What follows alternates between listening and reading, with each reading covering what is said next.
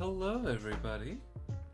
Welcome on in, and welcome to the 9th session of the Deviants Dorks stream. Hi. We're gonna have a nice, fun, jam-packed session with everybody. So why don't we start right away and hop in with the players? Over here. Cameras, Well, hello. How's everyone doing? Hello. I'm moist. I'm eating a burrito. I'm sorry, you're moist? As I mentioned to everyone, I was literally getting out of the shower, and having a bunch of first world problems all at once, and then realizing, oh fuck, I have D&D now.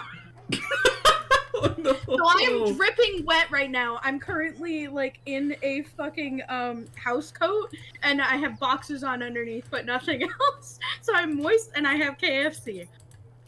Yeah. Hey, that's a way to spend your Monday. Hubba. My so So. much moisture. I How has everyone been doing? I'm just still doing homework. I'm just literally copying shit down. I wish I could bring cats home. I just want my cats. Oh. I want Valkyrie. Oh, your work cats? No. So we have a new work cat who showed up today. Okay. But Valkyrie is one of my friend's kittens that is actually mine. Oh. Valkyrie will be mine when I inevitably move out. But I cannot have her, because if I bring a cat into this house, my dad will unalive it. Oh god. Oh. Okay. Oh. And I'm very upset about it. Is she allergic or something? He's really allergic. He's like really, really allergic to cats, but he also Okay. just hates cats with a Syrian passion. Bruh. Probably because he's allergic. Okay. Probably got attacked by one as a kid or something. So. That's when they figured out he was allergic. The only cats he likes are barn cats. So. D&D. D&D. First, is there anything that anyone's doing upcoming that they want to shout out? Shout out these nuts. It's my Cool. birthday next week. So Shit, really? D&D. Shit, what? Play Minecraft sometimes. I will be That's probably like Skyrim. bowling. Oh my god. Okay. Well then, we'll start right in.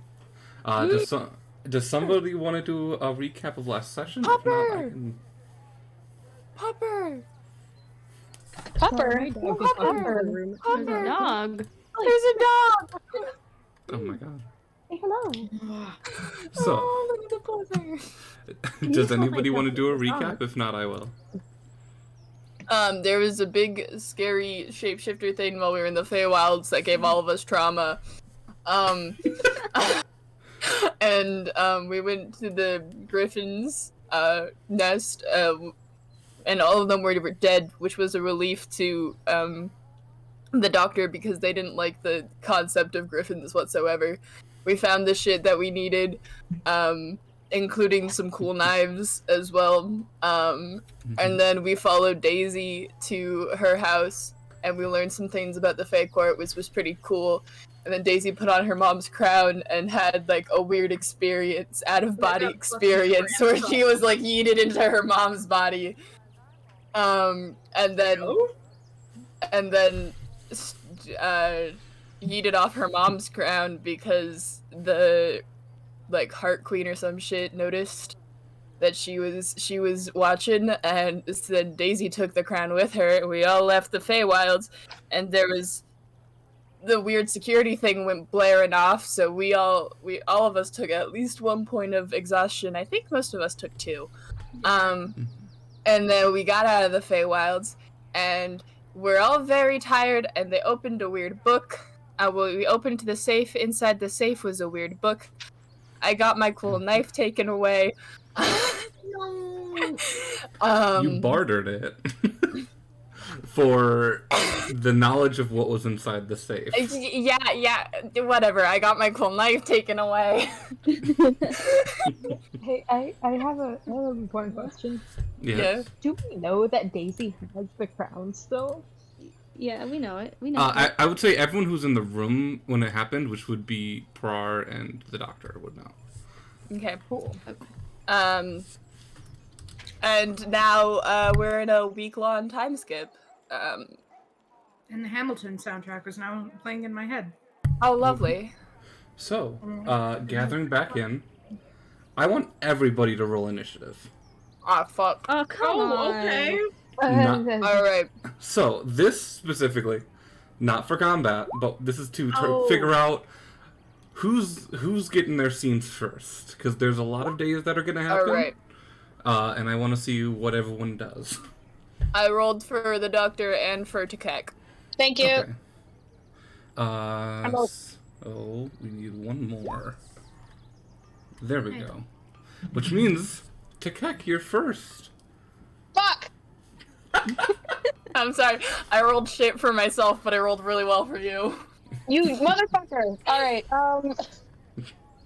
so, And we will do a little bit of bouncing between everybody, depending on the scenes that are going to happen. you said the time week skip, what we were doing? Yep. So you have a week. What are you doing in that week? Going to Denny's. The first day, specifically the first day, I stay in the cart. Just because, you know, there's a lot of trauma that I have not trauma, but like literal damage to my body that my character's been going through. So I just want to rest. I want to be like, we got a week. I'm gonna take a nap. Like, That's saying, Takek, first day you have 1 point of exhaustion. So. Perfect. Yeah. You were better off than everyone else. You rolled well. Okay, cool. Never mind. I don't know what happened. I wasn't there. I mean, I was there. I don't know. So first day I just take a fucking rest. Like I just rest that whole day. The next day I go see the necromancer shop. I just stand outside the window. I never come in. I stand like next to the building basically and just kind of like half of my face peering in. If you want to be inconspicuous, you can stay in magma and stare across the street if you want. I do that, but no. Okay, first I'm gonna be doing this for like 3 days. First day, first day I'm at magma.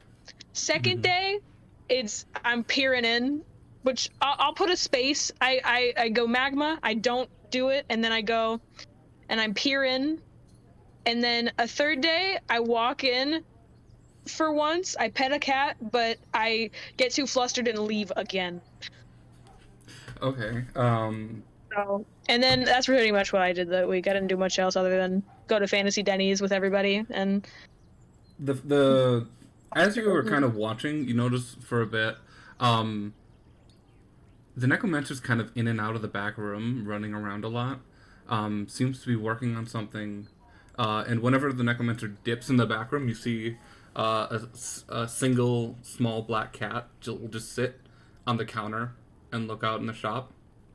And it's about the third day that you walk in, and as you walk in, the bell chimes, and you just hear, "Oh, just a minute, I'll be right out. What can I help you out with?"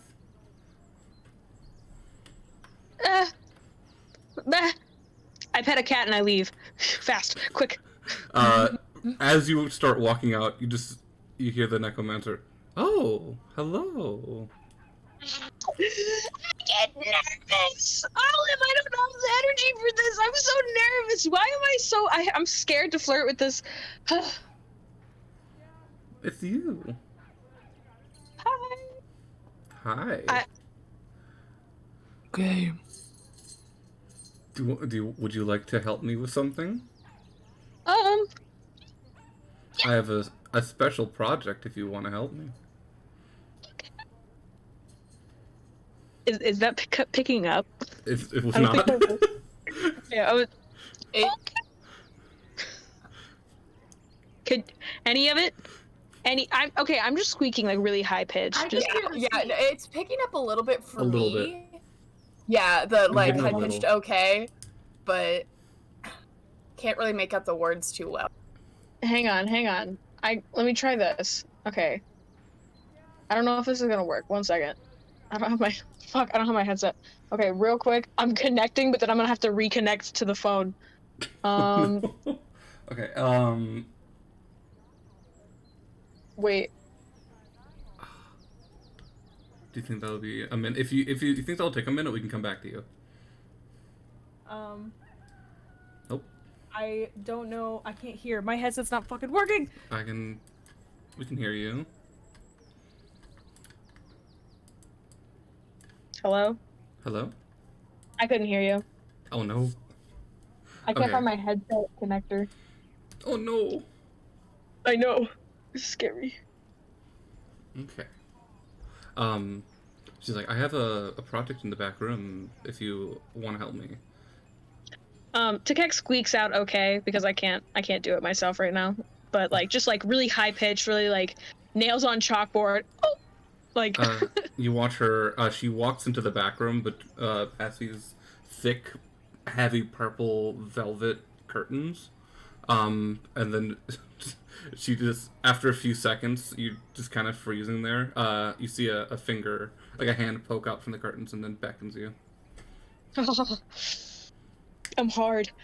Okay, I follow the necromancer. I'm gonna die, aren't I? You walk into this back room, and you just see dozens and dozens and dozens of shelves. Just these tall, from floor to ceiling. And it's weird, because the ceiling in the shop is probably about 15, maybe 18 feet tall. You walk into this back room, the ceiling's probably about 30 feet tall. It's this one tall, big room, and from floor to ceiling, there's shelf after shelf after shelf, and they're all just cluttered with boxes and projects and knickknacks and magical items, just absolutely cluttered. The room itself is probably like 20 by 20, like 20 by 30 maybe. But you see, she walks over to this big, heavy desk on the back wall, and you see propped up on a stand, these metal poles holding it up. There's a head.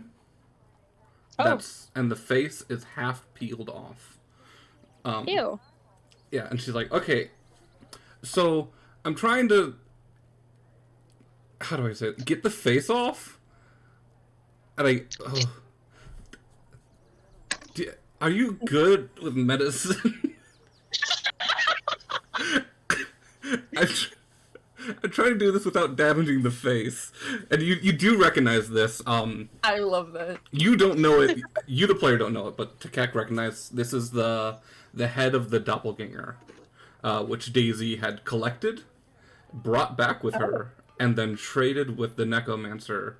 And the necromancer basically said, give that to me, and I will make it into something magical for you. So it's a project. Oh, okay. I guess, can I do a medicine check to see like how well I could actually just straight up help and scissor this thing off the face, like off of its face? Yeah, you see there are like some medical tools laid out that are like freshly purchased. Never this is the first time they're being used. She's never used these before. She's like, I can help if you could get the there's not you could get like carve the face. I don't know. So basically, if you want to make a medicine check, she's gonna give you advantage. I would like to make a medicine check to help. Oh shit, where's my fucking? Hang on, I've got it set up. 1 second, I can do it. Okay. All right, so just medicine check. You said. Medicine check. You have advantage because she's helping you with this. So I rolled that twice, right? Yep, twice and take the higher number. 19. Kind of freak. Okay, how do you deal with peeling flesh? So because the thing you're able to do it. Just how does Takek feel about it? Takek, I want to put my little bits of autism into her. So obviously, I want her to be kind of excited because it's like medical stuff, and it's like an info dump, maybe just like I can do this, like, and like actually not gets Riz, but becomes a normal person other than like Yeah. hi, you know. So like, if that's like just like oh like I can talk again, and I'm like yeah I just need scalpel and this and that or whatever Takek would say for. You see next to pulling the it. head, there's this really nice leather wrapped medicine kit, and it's basically it has scalpels. It has a bunch of different medical tools. It's got like gauze, different things you might need in a medical kit. But it has everything you need for what you're doing. Okay, so I just like I walk over, I straight up take the head and I start actually are there gloves? There are Okay. gloves on the table. I put on the gloves, I take the head, and I just start going away. And I talk about it just like so. This is the and you said Takek would recognize that this is the head, the doppelganger. Okay, so this is the head. So this is what Daisy brought back, right? Yeah. And it's wild because as you were touching, you take because it's about a third of it's been cut away. It's kind of a little bit of a sloppy job, but from the rest of it, you're able to. But as you reach up and actually, never mind, you're wearing gloves. You would know if you weren't wearing gloves, it would start to change to match your face. But you were wearing gloves, cool. so it does not do that. Cool. So you were easily able to. It takes probably about 10 minutes of this just gentle conversation and slow cutting to cleanly get the rest of the face off. And she's like, I'm just imagining, like she has gloves on, you have gloves on, and you're just like holding it, and then you just hand it over. We brush gloves. Just. And she's like, "Oh, cool face. Cool." And she just looks around. There's like one wire shelf, and she just takes a paper clip. And she takes a clip and just like clips the face on to hang there. To dry. To dry. It's lost most of its body fluid through the days of travel, but just to properly tan the skin. It's like, cool. That oh wow, you did that so much better than I could. Oh, this is gonna be fun. Oh yes, you helped me. Here, and she takes the tools that you're using, wraps it up, and hands it to you. And she's like, medicine kit. Here. It's yours. Thank you for the help. I couldn't take this from you. It looks brand spanking new. This is too much. I literally have like 8 of them lying around. Okay. You helped me, so here, it's the least I could do. Well, honestly, my group of, I want to call them group of kids. Technically, I'm like the youngest, besides Prar, but I still say my group of kids, just like my group of kids get hurt a lot, so this would be nice to have. So thank you. I really, you don't know how much I really appreciate this. That's no problem. I mean, if it keeps you safe, that's the most important thing. I go back to blushing to Kek. I just, fuck, God, she's so pretty. She's like, okay, I do need to. I promised your friend I would get this done soon, so I'm gonna get back to this. I need to do some enchantment work, but if you ever have any free time, let me know. And she leans over and gives you a kiss on the forehead. I literally like, have you ever seen that Tom and Jerry episode where Tom gets like a kiss from like that girl cat, and then like his hands flutter and he technically flies, but like in a very cartoonish way. I do that, but with my real wings. So, like, it's cartoonish, but, like, it happens. I like it. Just like heart, but, oh my god! And my fucking heart gem just fucking ba-bum, ba-bum. Oh, I like that. I like that. Okay, but yeah, so it's just cute, and then yeah, you can go on to the next person, whoever's Okay. rolled next for their week, because that's pretty Um, much all I do the week. Okay. If we need to, we'll circle back. But next is Daisy. Hi. Hi. What are you doing with your week? All right. I'm definitely gonna rest at the beginning of the week because I'm pretty sure I have 2 things of exhaustion. I'm not sure how much I have to rest. It would be 2 days rest. 2 days rest. Mm-hmm. Is that not doing anything and just like laying down, or No, you can do stuff throughout the day. It's just once you do a day of long rest, once you do a long rest, one of the points of exhaustion goes away. Oh, okay, cool. So I can just take a long rest at the end of it then. Yeah. I think the first, basically, during the day, I wanted to go and help out in the grove, help with the lovely dryads, and then at nighttime I was gonna try going to the taverns and performing a little. Ooh, okay. I have my kalimba out for this. So, going and helping out the druids, they greatly appreciate the help.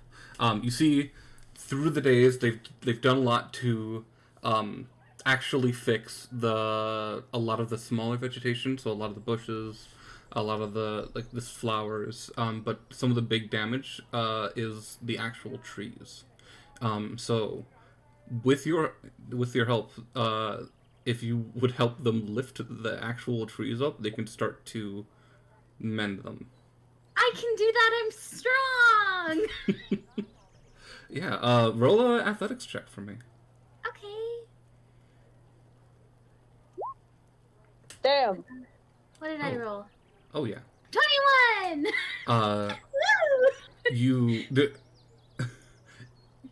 It's wild. There's this big old tree, and you just take it's cut up about halfway up. You reach over and grab the actual log, like the trunk of the tree, and just start lifting it. And as you're holding it, you feel the ground beneath you shift as vines start to float you up towards the trunk.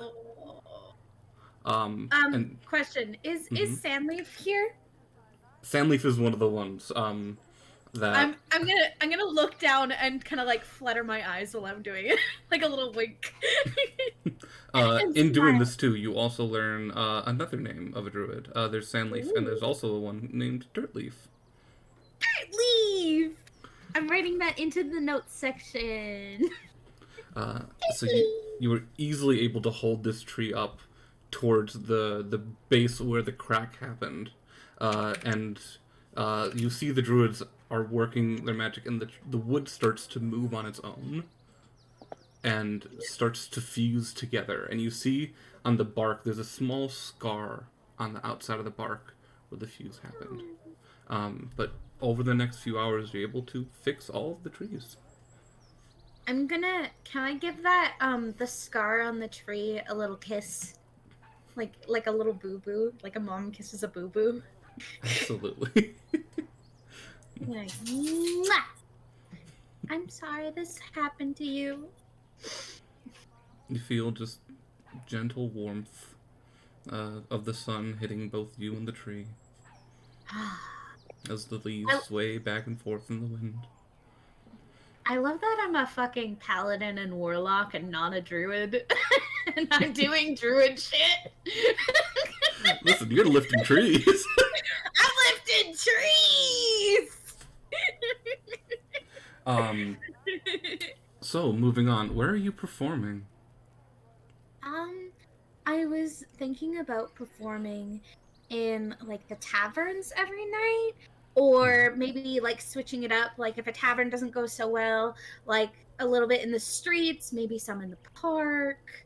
That'd be fun. I want you to roll a performance check Okay. and explain to me, what are you playing? How are you performing? What I instrument? I pull out this little bag, and it's very small. I'm gonna send you a picture. Okay. It's this beautiful little hand piano called a kalimba. I know kalimbas. I love kalimbas. They're very beautiful. I don't really know how to play it very well in real life, but I am proficient in the kalimba I will say, as a character. if you play something in real life, you get advantage on this performance check. Oh yeah. I don't know any. Fun. That's the wrong. Do I get advantage on any like performance checks with my drums? There we go. Does the doctor have drums? Well, the doctor has a proficiency in drums, so if I got my grubby little hands on some. I put it in Yeah, art. absolutely. If you yourself plays, then yes. Yep. If I run and go get me ukulele. Yeah. It's fucking cool. I like this. My keyboard. Damn, I I really will regret say- making Tempter shit at singing. I'm not sure if I can do downtimes with another player or if they'd You, want to. You can't. You but can't I- do downtimes with other players. I would ask anyone in the party who has instruments if they wanted to come perform during the week with me. I will be all over that. I need to ask the bard. Prar, you end up going with Daisy later in the nights, because during the days you I believe we discussed you were helping Vaughn with decoding. Yeah. But during the nights you are free. I have I sent the picture in art. That's my little kalimba. It's so pretty. And it's got these pretty little grooves on it, and I love it. And oh right, I was supposed to roll performance. And you said I get advantage? If you play something. Okay. I don't know any songs, but I just kind of like play around. Yeah.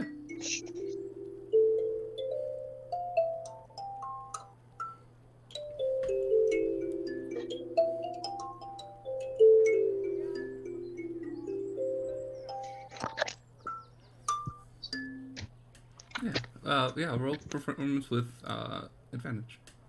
Yay! Oh god, I need No! No! You know, what? it's a tough crowd, but you still do make some money. I'm proud of you. Let me. You make 2 gold and 4 silver. 2 gold and 4 silver. That's still cool. I just imagine that Daisy like has this mild stage fright because the only people she's really performed in front of are the fucker that she ran into, fucking Chandler, and like her mom and the forest animals. It was like her first time. Sorry, how much was that? That was 2. 2 gold, 4 silver. 2 gold, 4 silver. Thank you. A little bit of a tough crowd, but. It's okay.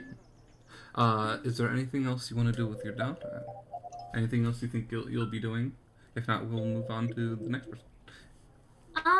I was thinking about checking in on the necromancer about the head, but you kind of already covered that. I just... About day 6, the necromancer would contact you. You're just wandering around the grove and you hear in your head, "Oh, hello, hi." Mom? Wait, no, that's not mom. No, I've been called. Okay, so this is the necromancer. I have your item if you want to come to the shop. Yes. Okay. I'll be there in a second. And I'm gonna turn around and be like, "See you later, Sandleaf. Bye." You rush over to the necromancer, and you see she's sitting there smiling at the counter. Like, hello. Hi. So, What have you?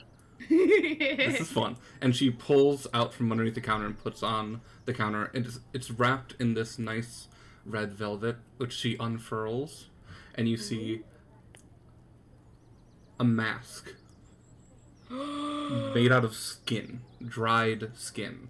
And it's the gray, featureless skin of the doppelganger.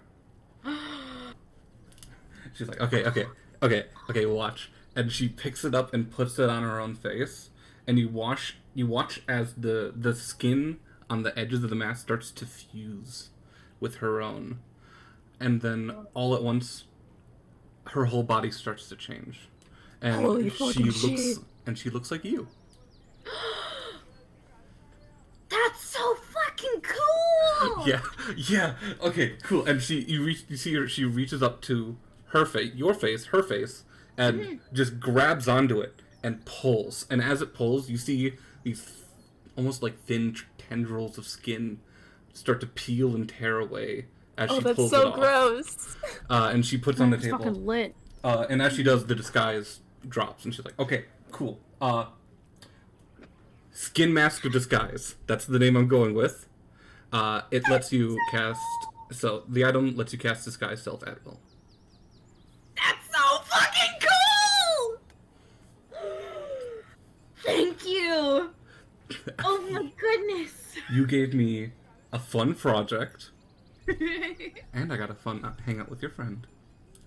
Oh. So definitely worth it. Did Takek come by? Takek helped skin the head. Ooh. Yeah. Ooh. I gotta thank Takek. Romance. Aw, that's so cute. Tell them they can stop by whenever. I will. And I do a little wink. I will. Thank you. No problem. I'm gonna take a nap. Yes. Yeah. That's fair. I'll see you later. Bye. Okay. So fucking cool. So if you have nothing else for right now, we're gonna move on. We can always circle back around if you. I think have of a something. quick question about the mask. Do I have to be attuned to it? You do have to be attuned to it. Okay. And if you want, you can put it on your face and leave it there. So that way you don't have. It takes an action to equip it and unequip it. If you can also just leave the mask on your face and disguise, and just it will meld into your own face. Okay. All right. I'm gonna put the mask on, so that I can show people later, because I think that'd be fun. And you can also at will both. You can change the mask so you can see the mask too, or you can change it so it looks like your face. Very cool. Thank you. No problem. Next up, Prar. Oh, whoa. Hello. So, what do you want to do over the next few days? He's gonna spend depending on if Vaughn kicks him out or not, he's gonna spend the first couple days just in Vaughn's office, passing out on the couch. And also decoding shit for him. Yeah, Vaughn will 100% be okay with you hanging out and helping decode. You see, over the next few days, you see this side of Vaughn you have never seen before. Vaughn always keeps this very professional air, but as you're there with the door closed, Vaughn relaxes a lot. You see almost a hint of just nervousness. Not because just a general anxiety, Aww. as well as kind of an air of never knowing what the fuck's going on. Also, Honestly, same. every day he will buy you a very nice, very expensive coffee. Kinda gay, dude. I was about to say, how does he respond to flirting? Would you like to try? When my dogs aren't being angry over something, yeah. So you're telling me this man has anxiety? Flirt with him now. Do it. Yes! Bluster him. through every interaction you've had, Vaughn has very much had a very professional air, like a very, very professional straightforwardness, an air of knowing what's going on, but as soon as the doors are shut, that just drops. Unless you, like, mention the doctor, then he tenses up again. Yes, very much so. But it's about the third day. You two are just kind of sitting there. He's sitting at his desk. You're, like, you pulled, Corbin helped pull one of the couches up to the other side of the desk, so you can just sit on the couch and work on the desk if you want. And as you two are just absent-mindedly translating from the one notebook to another, Vaughn just, without even looking up, to saying, "So, when did you figure out your whole gender thing?"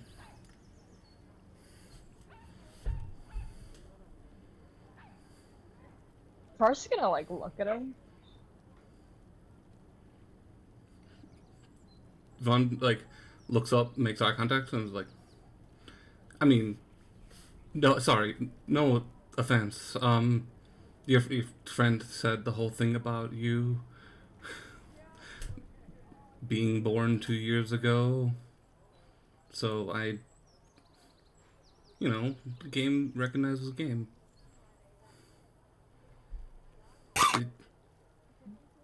Right? Kind of, this is, well, how do I...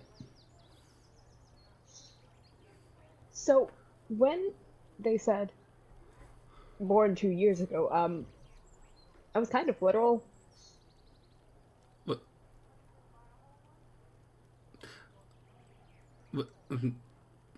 Like, you mean like you? Not quite like. More like spawned into the world a fully formed human. Well, he's gonna like look at himself. Oh. Not quite human, but... Yeah. Oh god. I'm sorry. No, but hold up, backtrack. The gender Yeah. that's like a universal thing that could like Jesus Christ, Sam. What are you working about? Bam! Yeah, no, it can change. I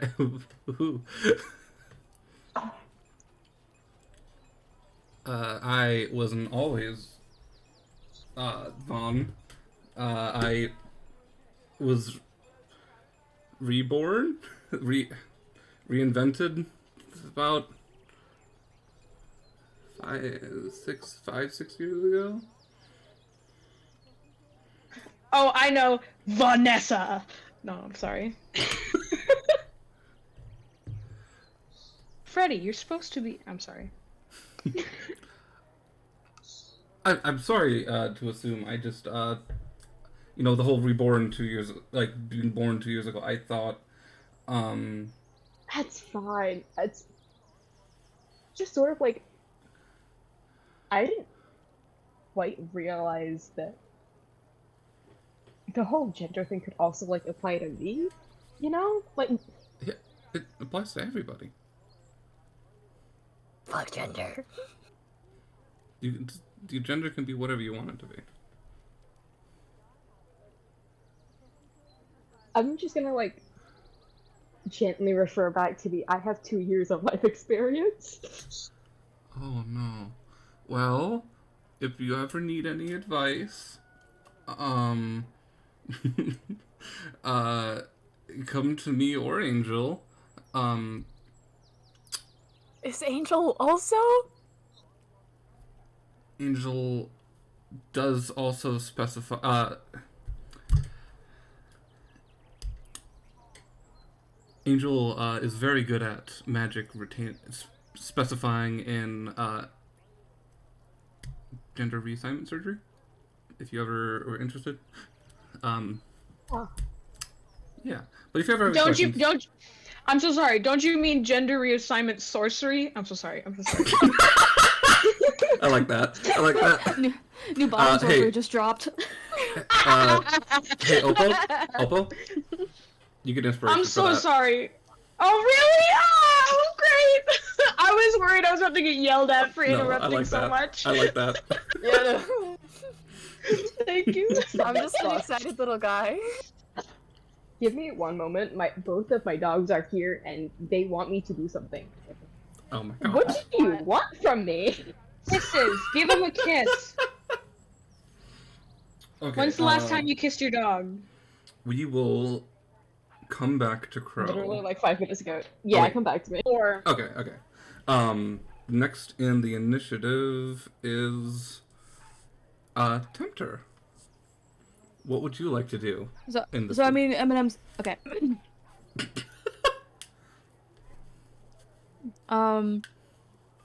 I wish to, well, obviously do my long rest, so I don't have exhaustion anymore. Oh, but yes. Very easy. I also, Tempter would also like to go to the Academy's library to see if they can study up on a few things. Okay. In particular, the history of Lightport in the Foundation. Okay. You go up to the front. There are 2 university buildings. There's one on the left, and there is a bigger one on the right. Which one would you like to go to? Which one is the library? You don't know. You can ask around. You know a college student. What? Yeah. Wendy. From... Oh, yeah. Mm-hmm. I wouldn't say I know Wendy. Anyway, I go to to whatever receptionist there was, and I go, "Hello, would you please point me in the direction of the library?" So to go to reception, you go in the main building. And she'd be like, Okay. "Oh, yes.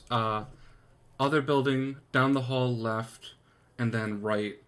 Follow that all the way to the end, and that is the library." Thank you. And I head that way. You head that way, and you find your way down these halls that are cramped with different peoples from different walks of life walking around. There's different ages, different races. Am I being Okay. stared at? Not really. I feel like I would be. Okay. Everyone's very... Make an insight check. Oh, okay. What is insight? There's insight. Shit. Everyone's looking at you all the time. Everyone's staring at you. You're gonna give Tempter anxiety. Are you giving Taffy anxiety? Taffy already has anxiety. Would you like to know, other boy? Anyway, so Tempter just assumes that everyone's staring at them. But even if that is true or not, Tempter is used to being stared at from time to time, so they just ignore it. You're easily able to make it through the halls. You see these double glass doors right up at the front. And you see through them is a very well-sized library. Okay. I go to find the history section and look to see if there would be a book about Lightport. As you walk in, there is a reception desk, like a reception/checkout desk, and you're stopped by this older female drow, and she says, "Excuse me." I'm assuming she's short. No, she's No. medium to tall. Okay, I don't know. Okay, I honestly have no idea what race you just said, Elves. so I have no Dr- idea how to imagine this. Drow, Drow dark are- elves. Yeah, What? dark elves. Oh, never mind. Okay. But It's a so dark elf. I wouldn't known. Okay. you see, she's as you just kind of stare at her. She's like, "I don't recognize you. Are you a student?" I am not, but I do still seek wisdom in this library. And that is totally fine. Once you pay the fee. Fee? Yes. A fee for coming in the library without a student identification is 5 silver. Jesus. Really? Okay. 5 silver per day. Oh, per You stay- day. You Fuck. can stay as long as you want to.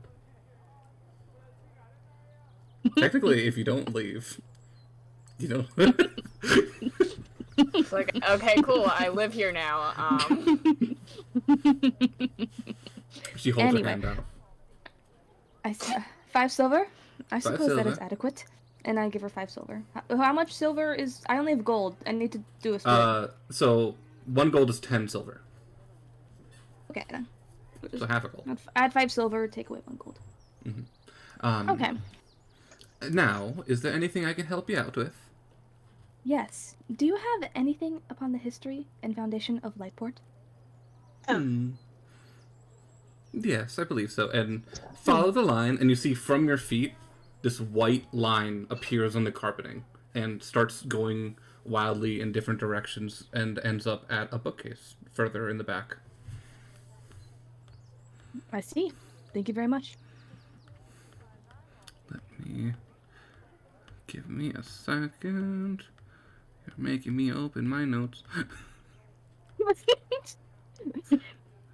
I told you ahead of time Tempter will be researching this. I don't know why I forgot to open my notes.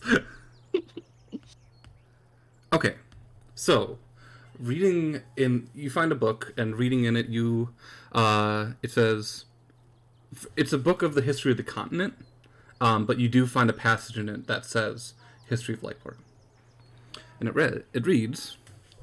Lightport was created by a man named Robert E. Luminaire 80 years ago. Robert was an inventor that came up with the idea and blueprints for the train.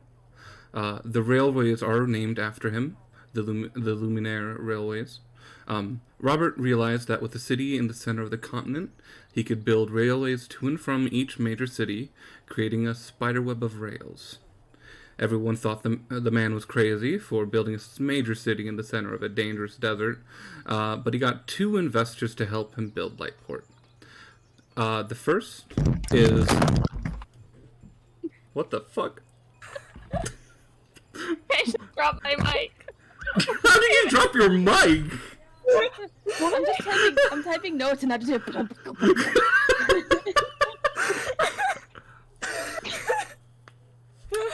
It got caught on the wire for my headphones as I was turning to plug in my iPad so I can draw. And and it just knocked onto the floor. Okay. So, the first investor is the Fierma family, and it's spelled Fierma. The other investor is the Vandabel family, which you all know. Mm-hmm. You all know is Vaughn and Victor's family. The 2 families helped invest money into Lightport with the promise of owning half of the city.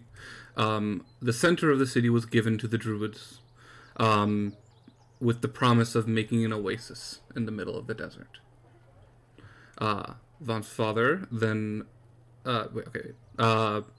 Victor Vandabel then made Hush after getting the... Sorry. Von Vandabel ended up making Hush after... Victor Vandabel ended up inheriting Hush from his wife's grandparents, the Vandabel family. Oh, inherited Hush, okay. Yeah. He inherited half the city and then made Hush.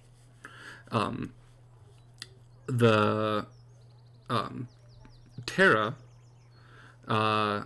built freak swords. And Terra's parents are the original investors, the Fiermas. The 2 famous families helped... Robert, once successfully building Lightport, became a world-renowned inventor and architect and he became rich selling his blueprints for trains. His son inherited Richard and has a workshop inside Lightport. His son listed Bobby, aka Robert Jr. E. Luminaire. Nice. And about 10 years ago, Robert E. Luminaire passed away. Okay. I'm finishing up the notes I'm writing. There's a fucking lot, and I don't type fast. Okay. So Bobby Robert E. Jr. Luminaire, he became rich from his father's inheritance. Mm-hmm. And it says he currently works on the trains, and also owns an auto shop. Oh, fuck yeah. And you do actually recognize the name Bobby. You heard Tara say it once, and you heard... you heard... I know who you're talking about, but I forgot his name. Their name? Tobin, the halfling. Tobin. Yeah, sorry. Tobin had said that there was someone interested in... who would be interested in you, and said the name Bobby. Okay. That's what it has in the history of the city. Okay. So, I'm gonna take advantage of the stay as long as I can. And I'm gonna be in the library for 3 days straight. Nobody's gonna kick you out. It's open 24 hours. You see there are students who stay there overnight studying through magical candlelight. Nobody kicks you out. And seeing that you don't need to... You can rest, but you don't need to eat. So you can just stay in there as long as you need to. Yeah, that's what I... Fun fact, Tempter used to live in a library. Sometime. Yeah. Okay. Which, this library is impressive, but nowhere near impressive as the one that you stayed in. Mm-hmm. Is there anything else you want to do with the day's research? Yes. What else did I say? I know I put others in there, but I forgot what I put them in. I'm looking through our history. Yes. I do wish to know about the other cities, their names, and what they are known for. Oh, yes. Let me open up a map.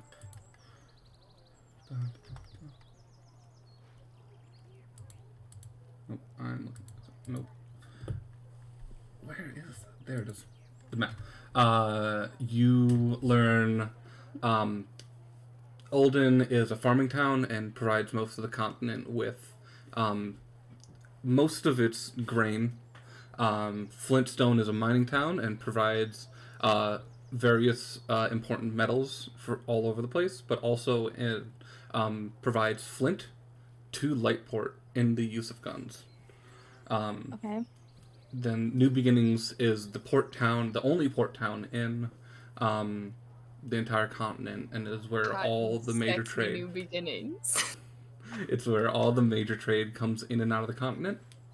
Harenver, you read up, is a small town, but it is focuses on the study of magic and enchantment, specifically enchanting magic items. They have a few powerful enchanters that will both enchant and then sell and ship throughout the entire continent. Tidepool, you read, is an underwater city covered by a glass dome, which houses one of the best casinos in the world. Ooh. Cylon is Wait, what? Island? Cylon, Syln, is a city up in the northeast, surrounded by a major forest, and has a great, huge tree, and the canopy of the tree covers the entire city. This is it's known for a few different things. The large population of elves up there. They do a bit of different farming there, but the main thing it's known about it's known for is something called the Great Hunt, which is a festival that happens once a week where people will go down and hunt monsters. There is Unogi, which is directly due north, which is a flying city. A city whose base is completely ripped from the ground and kept aloft by magic crystals. And then there is Garrus, which was the former mining town, and which had a great populace of Dragonborn, which is now been conquered and turned into the Hobgoblin Village.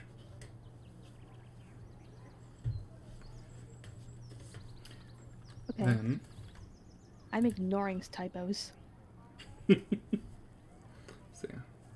And you know, basically the way the continent works, each major city almost is its own government, its own country, but smaller. So it used to be a lot more divided until Lightport was made 80 years ago. Okay. Let's see. Is there anything else you want to research or do in the meantime? I mean, yes, there is. You don't have to go into it. You could just say like, attempt to learn about this shit. But Okay. the different religions that could be practiced here, or Yeah. just religion in general. There are a few tomes, but there's not anything specific. Roll an investigation check. Okay. Where is there? It is. Okay, I'll take it. Very good. Okay.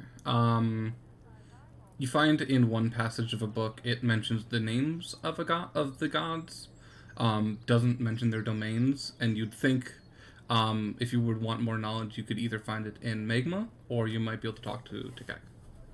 Okay. One last thing. I thought of this literally as we were starting, but Mm-hmm. I'm not going to read about this, but I want to see if they have it. Do they have anything about the place where Tempter originates from? Roll another investigation check. Okay. Figured.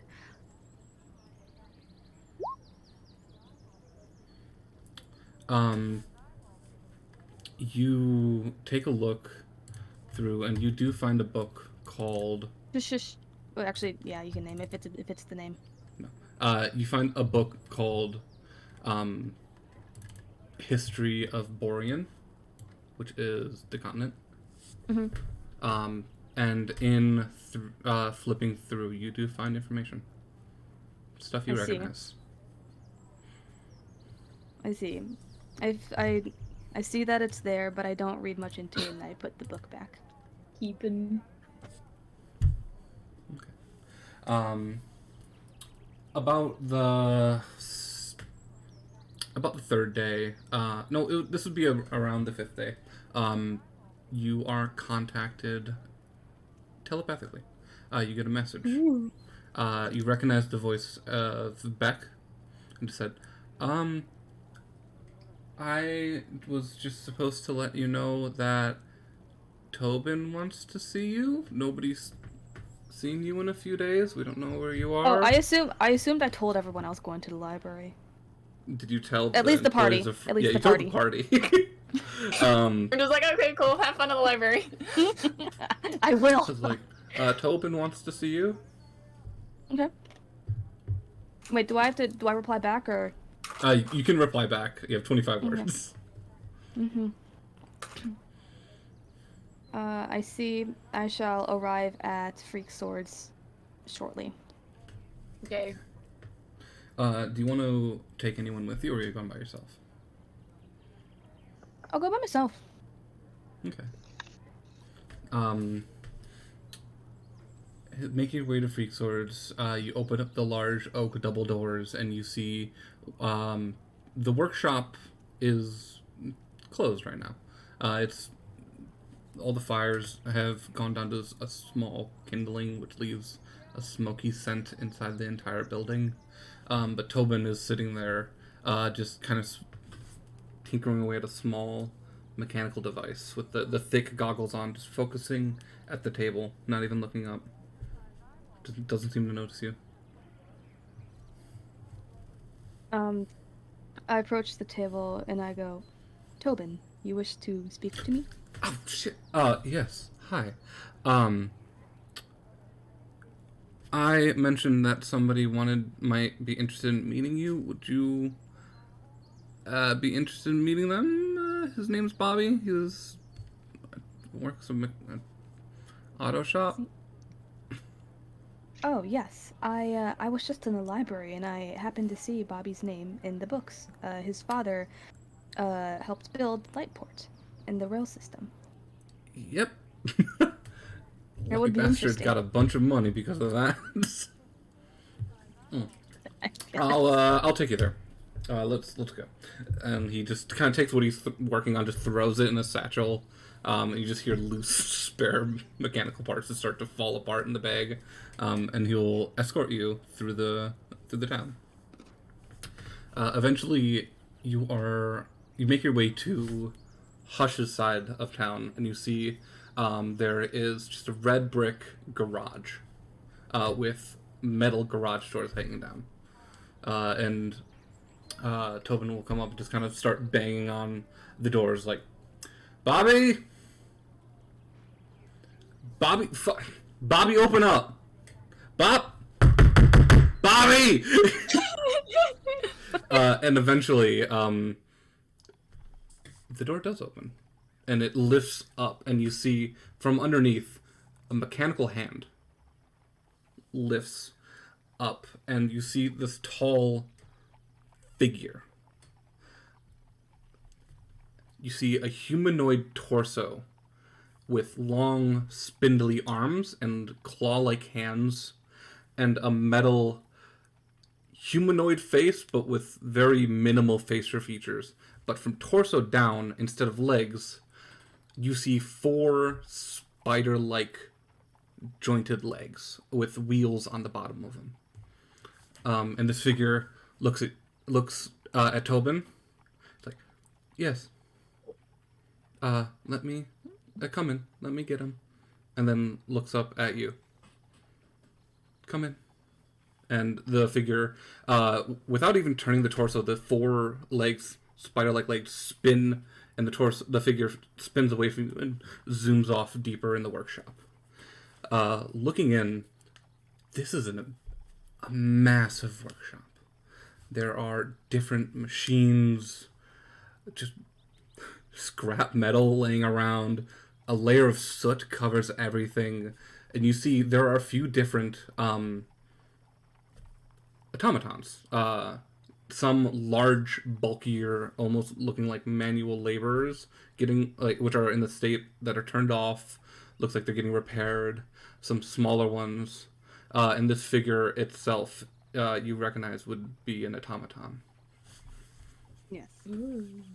Going in, you see there is a figure working at this long oak, kind of thin table with metal legs, and it's just working thick goggles, welding a piece of metal with big earmuffs on.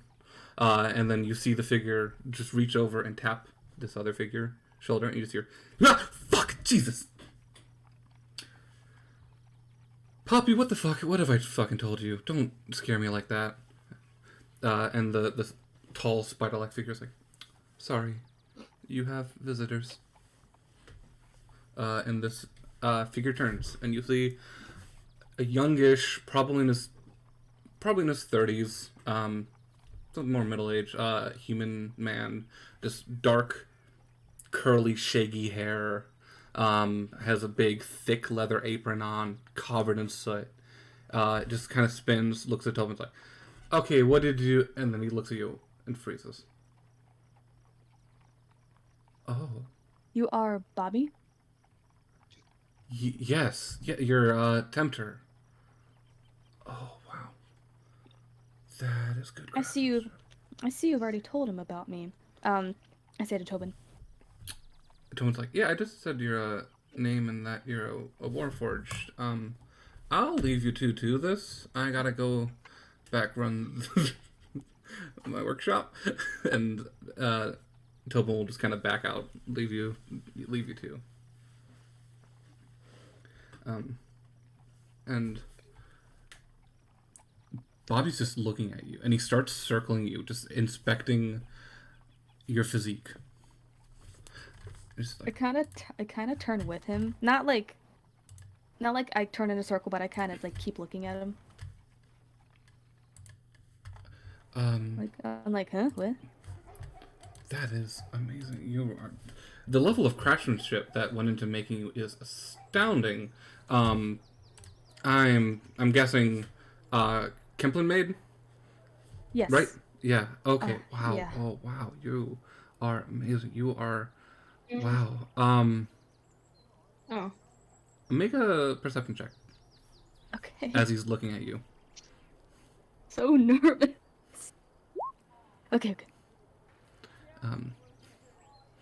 He's just like, wow. I wanna rephrase how I said that. When you said Kemplemade, I say I hesitate and I go, yes. He just starts muttering to himself, and he's talking, you just hear, and you just start looking away and looking throughout the shop. And he's like, you're the second Kemplin Warforged I see, and you turn and you see, hung up on the wall, from a nail, a metal faceplate, which you recognize. You see Spring's face hanging on the wall. My guard goes up. I tense up. And he's just continue circling and talking. It's like, you're the second Kemplin Warforged. You're the second Warforged I met. Oh wow, the craftsmanship is fucking. Who made you? If you don't mind me asking, this is incredible. If you already know so much about Kemplin, you should already know. Why do you have the face of another Kemplin Warforged hung up on your wall? Oh, that. Yeah. So cool. About. Oh God, when was this? A year back. Warforged passed through. Spring. Needed some repairs done. And the actual faceplate was damaged, and you take a closer look and you see it is actually damaged, and there is a thin crack going from the bottom right jaw through the lips to the left middle part of the face where the ear would be, if Spring has ears. So I helped make a new faceplate, helped replace it, and as payment, Spring let me keep her old face.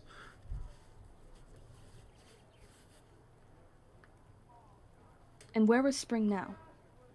Oh. Fuck, where did she say she was going? She said she was traveling. Something about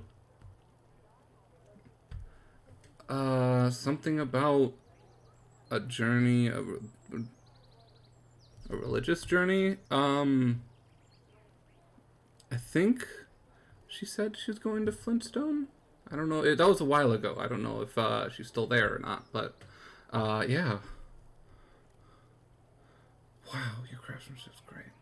I mean, taking a look between you and, from what I remember, Spring, your different types.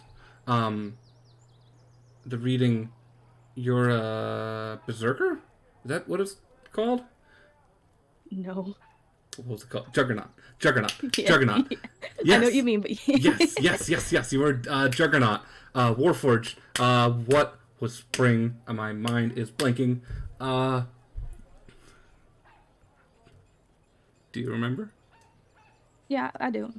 Do you need me to remind you? Bobby's asking. Oh, Bobby's asking. Oh, fuck. Sorry. Spring is a skirmisher. That's right. I had that in my notes. Wow, that's impressive. I thought you said Bobby was asking. Yeah, Bobby was asking. Oh, sorry.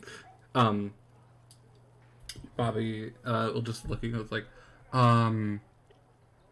sorry, and we'll just kind of walk up to you and reach out a hand to shake a hand.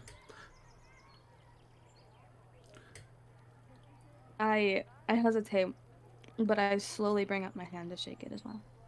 He'll just give you one big hearty shake. Bobby Luminaire, local automaton worker. I work on the trains.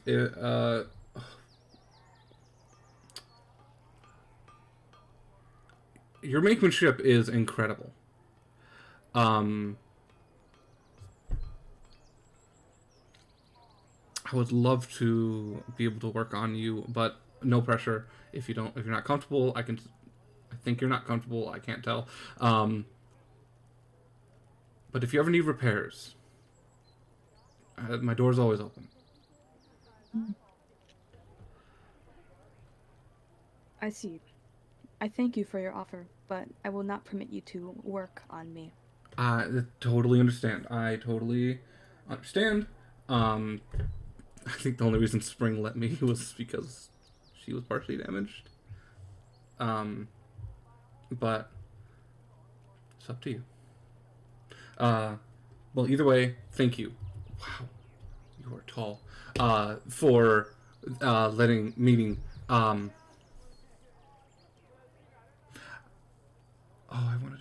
gonna work on blueprints now.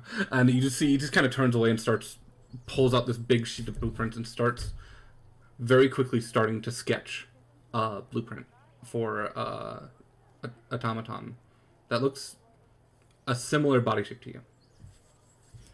You seem to inspire him. And then about like 2 minutes goes by and he just keeps sketching it and he's like, oh yeah, you can go. Thank you for... Poppy, would you show them the exit? And this spider-like automaton rolls over to you. It's like, I can show you where to go. I follow Poppy without saying anything to Bobby. Poppy will roll ahead of you towards the exit, lift up the garage doors, and just kind of bow its head towards you. As I'm exiting the shop, I turn to Poppy, and I ask her, does he treat you right?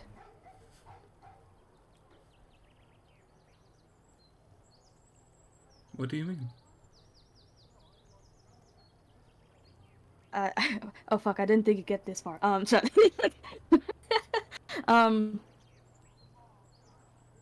I suppose, nothing. And I leave. Poppy will bow its head towards you, and then close the door as you leave. Okay. Next up, if you want, we can come back to you, but next up, we're going to go to the doctor.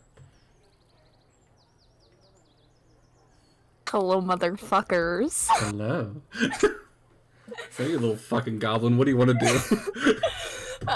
Night one, the doctor is a little guy who just took 2 points of exhaustion, and so they also pass out in the cart for the first day.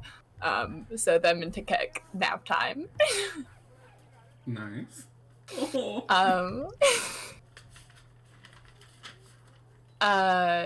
Day two, they're back on that grind. They may still have a point of exhaustion, but they don't give two shits. What are you doing? They are going to be making those potions that they have ingredients for. So. As you are kind of running around town during the days, you do notice a shop catches your attention. Ooh. This is further up north in the right side, which is Freak Swords area. Mm-hmm. But you see a very small shop covered in vines, and you see a sign out front that just says Henrietta's Herbalism. Oh. All right. So I feel like they probably spent morning of day 2 doing those things, and then walked around. Because I think day 2, temperature, Takek was out stalking the necromancer. Yep. Mm-hmm. So they're just like, ah, shit, mom's not home. I can't talk to her about something. So they're walking around town and they see that little shop and they're just like, it doesn't have cats inside? There's no windows, and there's just like a single wooden door. They assume that it probably doesn't have cats inside. It's not giving off that vibe. There are cats inside of this store, but the stark difference between the doctor and I when it comes to cats. The doctor's gonna like go inside. Just you open up the the little door. The door gives a hearty creak as you open it up, and you see there are two people behind the desk, at the back wall, and there are glass cases in like a U shape around the building, filled with different herbs, plants, mosses. Some are filled with tinctures with little glass bottles, oils, and you see there is an older woman behind the desk, a human, and then there is a younger half-elf who's just kind of scrubbing, washing off the counter. They do a little like happy bounce and then compose themselves because they're just like can't get too excited, and they just wander around and look at everything and just like identifying shit that they know, and they're just like, if they run into something poisonous, they're just like, oh yeah, good shit.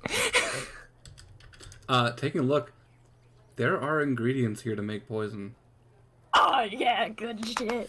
And you see, as you are looking around, and are specifically this rare flower, which is used to make more common poisons. This older woman raises an eyebrow. She's like, "Ah, I see you have a good eye." Well, it is hard not to see such a beauty. You are so much better than that fucking bastard. And you just hear the younger woman is like, "Come, Mom, come on." And it was like, "No! This fucking asshole moved me! I am allowed to be angry!" And the younger one's like, "You've been angry for 5 years. Calm down." You yell about this to every fucking customer. And the younger one's like, "What can we help? What can we help you out with?" This place just looked very, very interesting. I myself am a healer of sorts, but also a bit of a poisons expert, so it's always fun seeing places that have things to make shit that doesn't have cats inside. And you see the older woman's like, "You like poisons?" Ah, yes. You are very much unlike that fucking bastard. I actually, make my own poisons. Oh. I'm very good at what I do. What's your opinion on Vaughn? And you just hear the younger like, "Mom, stop." Vaughn does not like me. The older woman's like, "Oh, I think we'll be friends." Oh. Okay, listen, this asshole. I had my shop for 20 years. And you see the younger one just starts groaning, and the older woman has this big grin on her face, like, "This fucker comes into town out of nowhere and forces me to move my shop." The audacity! I know. He says he doesn't want poisons on his half of town. Like he owns the place. He just waltzed in. He waltzed in and just took over a business. Nobody knows what happened to Victor. Victor was the leader. He killed Victor. Victor is his dad. He killed Victor. You see, the older one just gets this big smile, and the younger woman just gets like this shocked look. It's like, Yeah. no, okay, don't fuck with. He dumped his body in the park, and the druids picked it up and threw it in the lake, which is actually a portal to the Feywilds, and he got picked up by some griffins and was eaten by griffins. The older woman just slams her hand on the desk like, I knew that fucker was evil! And then the young one's like, hey, no, hey, listen, he helped us, he bought the new shop, he helped us move himself. He's not a bad guy. He wouldn't do that. He's not necessarily a bad guy. He just really doesn't like me. He has no proof. The other woman smiles, is like, he doesn't like me much either. I know. He doesn't like people who deal with poisons, especially in the capacity of which I do. Can I see? Oh, absolutely. And they pull out their briefcase and they put it on. And when they open up the briefcase, they take out a couple of assorted bottles. None of the bottles in their briefcase are labeled. There are potions, there are poisons, there's a whole bunch of shit in there, and none of it is labeled. Oh, but they pull out a whole bunch. And then they pull out this weird, like, little black box and set it on the table as well. And the box itself is locked, and they close everything up. And they're just like, this is all of my stuffs.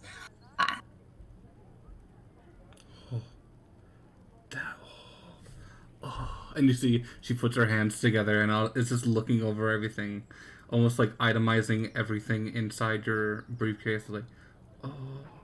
While she's doing that, the doctor is going to unlock the little black box with a key that appears out of nowhere, seemingly out of nowhere, and opens the box, and inside is everything is a matte black. Is painted like matte black, so you can't actually really tell what is the materials inside the box, but it is for making poisons, for harvesting venom from worm and making poisons out of it, and also antidotes. Do you have a vial of this poison in there? Yes, they have a very small vial, and it is the only thing that isn't painted matte black, but you wouldn't be able to tell because the poison itself is an inky black. And they pull it out and set it on the table, and then they close and lock the box again. This woman looks at you like, may I? Yes, this is my own creation. She'll pick up the bottle, look at it, turn it around, shake it a little bit, slosh it, pop the cork open, sniff it, and puts the cork back on. Oh, I like you. A trade. And she reaches underneath and pulls out a book, which she opens up, and in between each page of the book is a different pressed flower.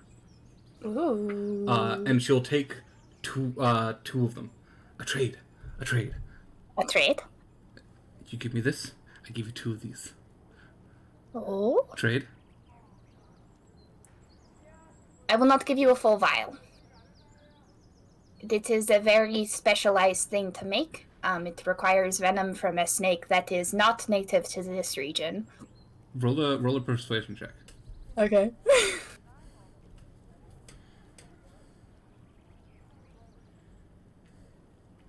That's a nat 20, baby!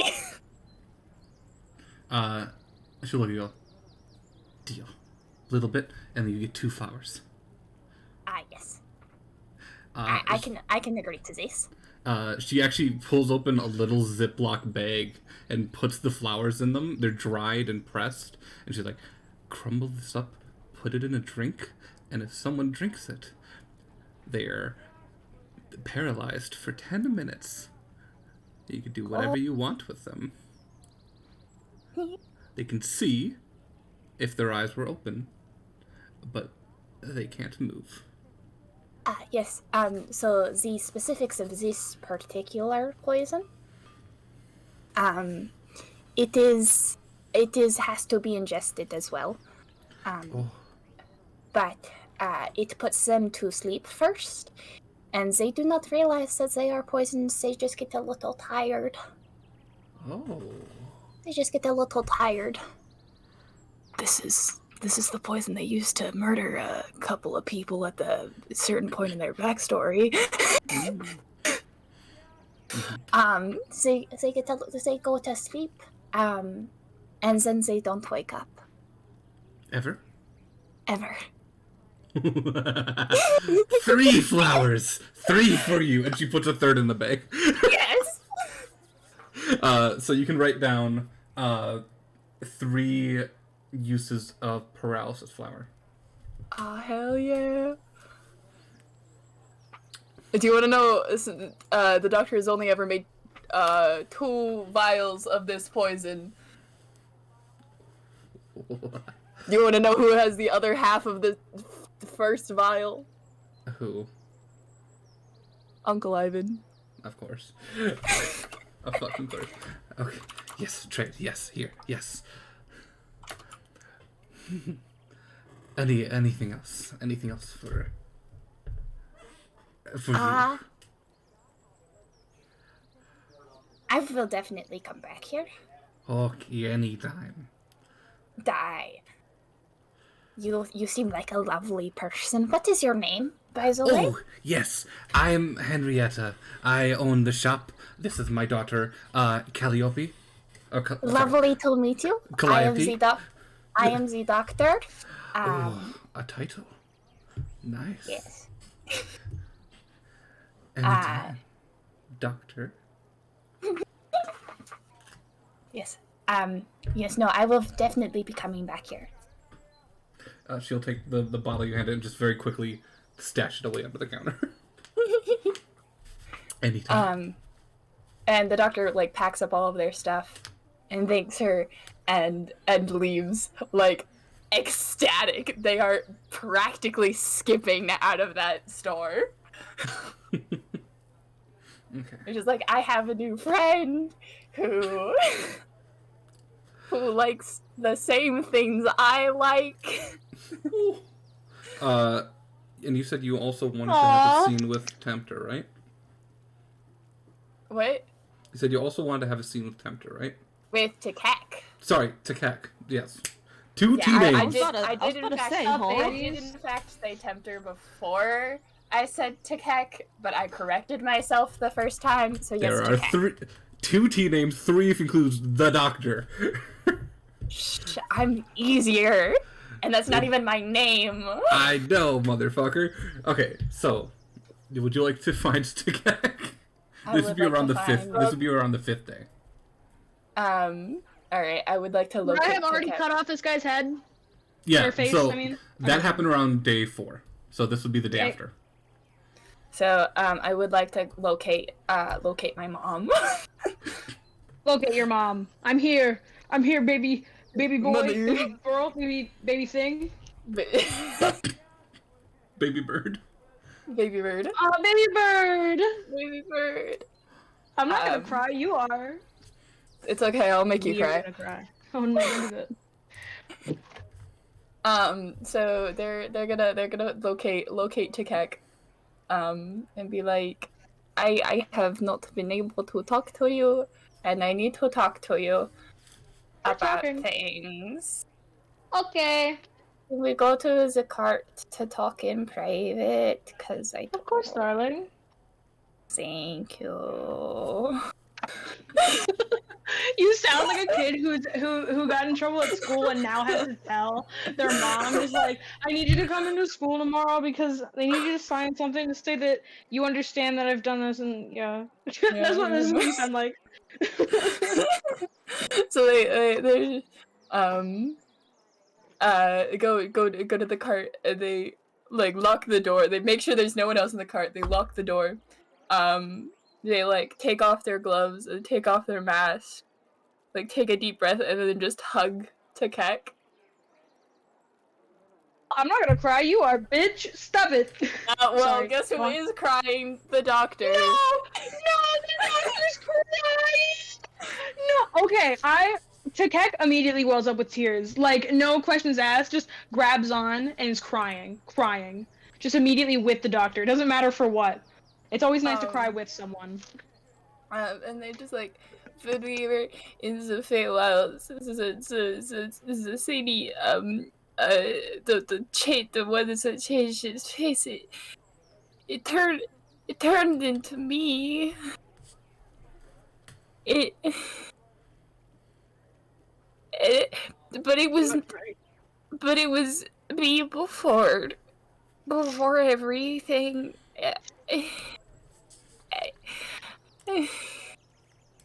Oh, darling. And I take my like little fingers and I wipe under your eyes and I kiss your forehead and I go through tears of my own, just like, it's okay, you're right. I've got you. I've got you. I'm gonna cry. Sorry. Fuck. All right. It's okay. It's okay. I've got you. Don't worry. You are who you are now, and I want you to know I'm proud of you. Like you're. And then Takek starts crying, like hard, like blubbering. And they continue like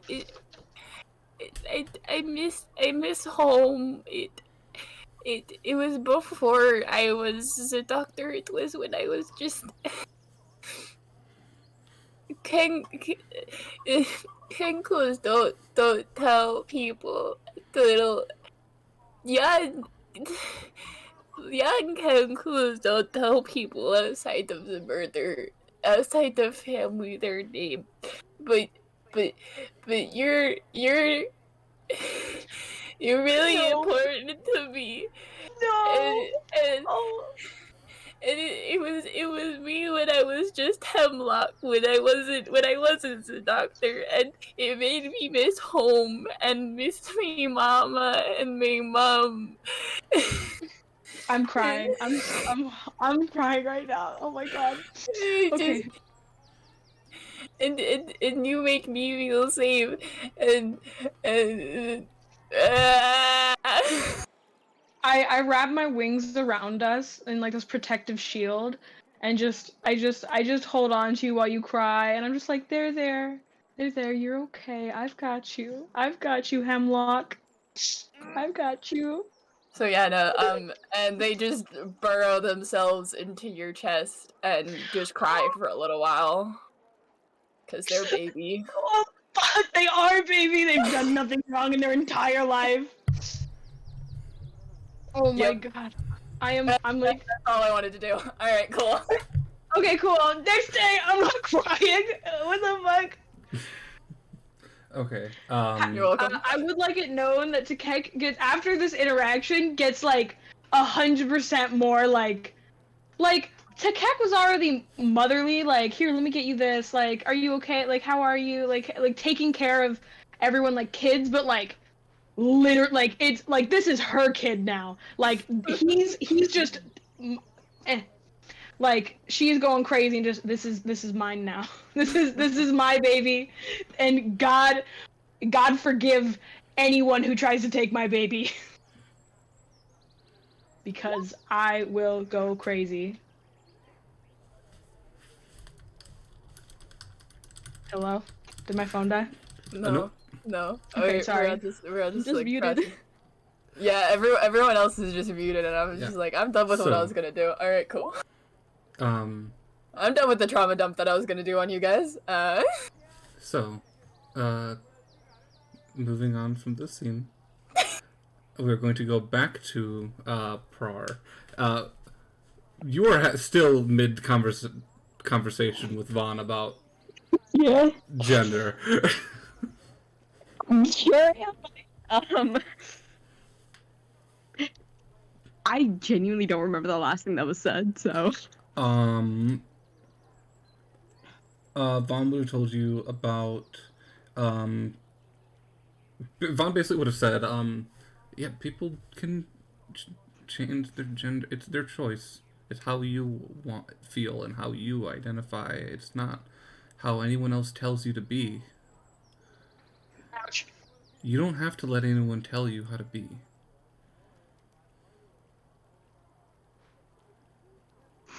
it is like so very visible on Par's face that it is like taking a hot second to process in his brain that this shit could also apply to him. Yeah. I've trust me, I've been in your position. I think it's a lot to realize.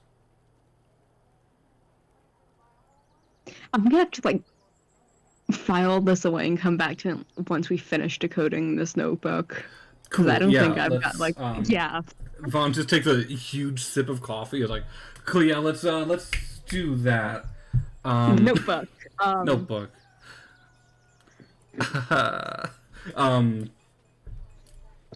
You spend the next few days decoding. While that happens, we're gonna go to Daisy. Could I? Oh wait, sorry. Yes, do you think? I do have a couple more things. Yes. One, I don't remember if you went back to Magma to pick up any letters and replies. We were gonna get to that. Okay, cool. Two, some point during like the first couple days, probably while Parcel has like at least one point of exhaustion, he's gonna head over to Fantasy Denny's to see if he can catch Nori before he skips town. You head over to Fantasy Denny's, and you see sitting in that corner booth near the edge by the window, just sipping a cup of coffee and just staring out the window. Nori. He's gonna walk in, just sort of like, is it like a booth he sat in? Or... Yeah, it's like one of those corner round booths. But he's just sitting there alone.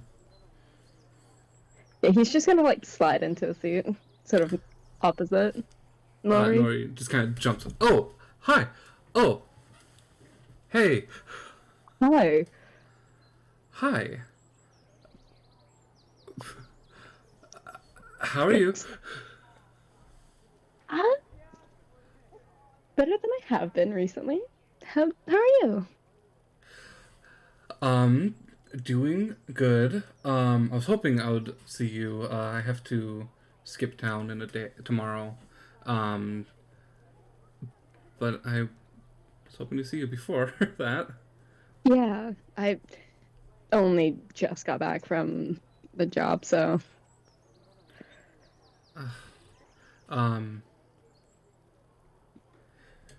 Yeah. I need to go back for business. Basically, did a bunch of advertising. I have to go back, report some numbers, to my partner, and just make sure the store is doing okay. So I'm gonna be in Flintstone, probably for a few days. And then I would pass back through here. I don't know what I'm doing after that. Okay, I'm gonna be in Lightport for about another week or so. I don't know what our plans are after that, but... All good. Well, let's keep in touch. Yeah. I was wondering, are you free tonight, maybe? Yeah. I don't leave till tomorrow afternoon. What? What do you want to do? I mean, I haven't been in town very long. I don't really know what there is to do, but I do occasionally perform at some taverns. I don't know if you wanted to.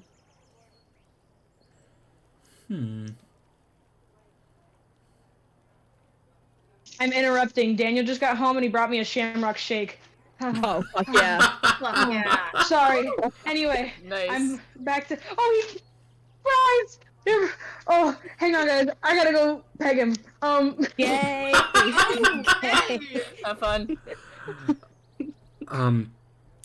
If you want to hang out and perform, and I have a...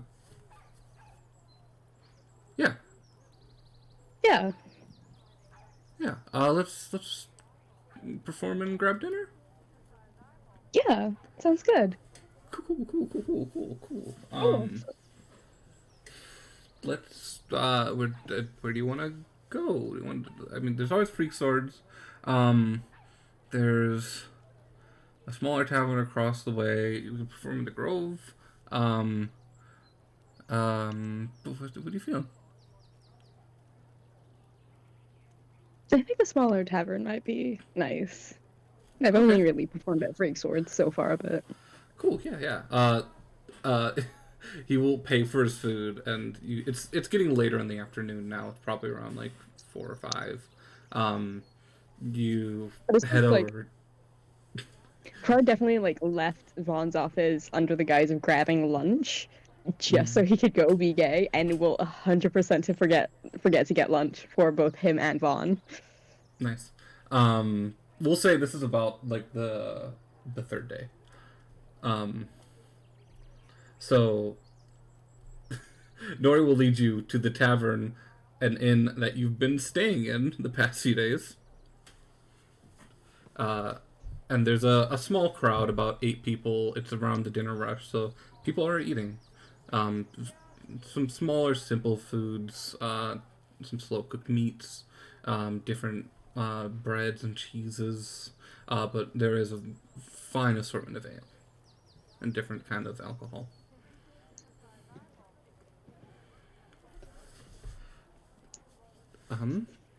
Cool. Well, I always just grab a chair, and he just kind of heads to the corner. There's a big fireplace, and he just pulls up a random chair and plops it in front. And he'll just sit down on it and start opening up his instrument case. He pulls out the violin. Far's gonna like pull up a chair next to him, and sort of like he's gonna go for its erhu. So I think string instruments from different cultures sound really fucking good together. Hell yeah. I don't have an erhu, but I have my ukulele with me. Yeah, it's fine. You can just play something on you if you want advantage. Yeah, off the top of my head, I only know the intro to Time Adventure, and I don't know if my bike will pick it up, so.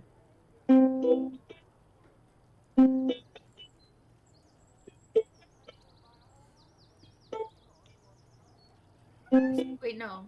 Is that Steven Universe? Wait, fuck.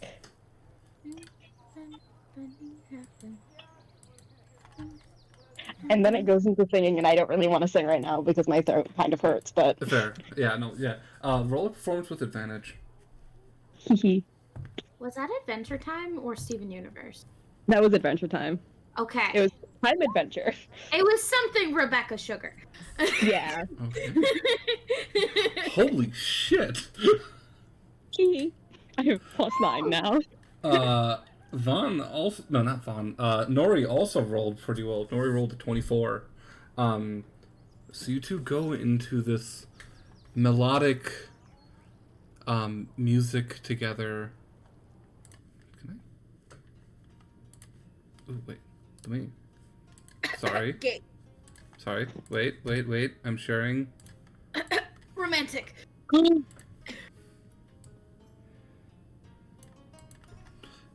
The melody around you plays, and you hear the room go silent.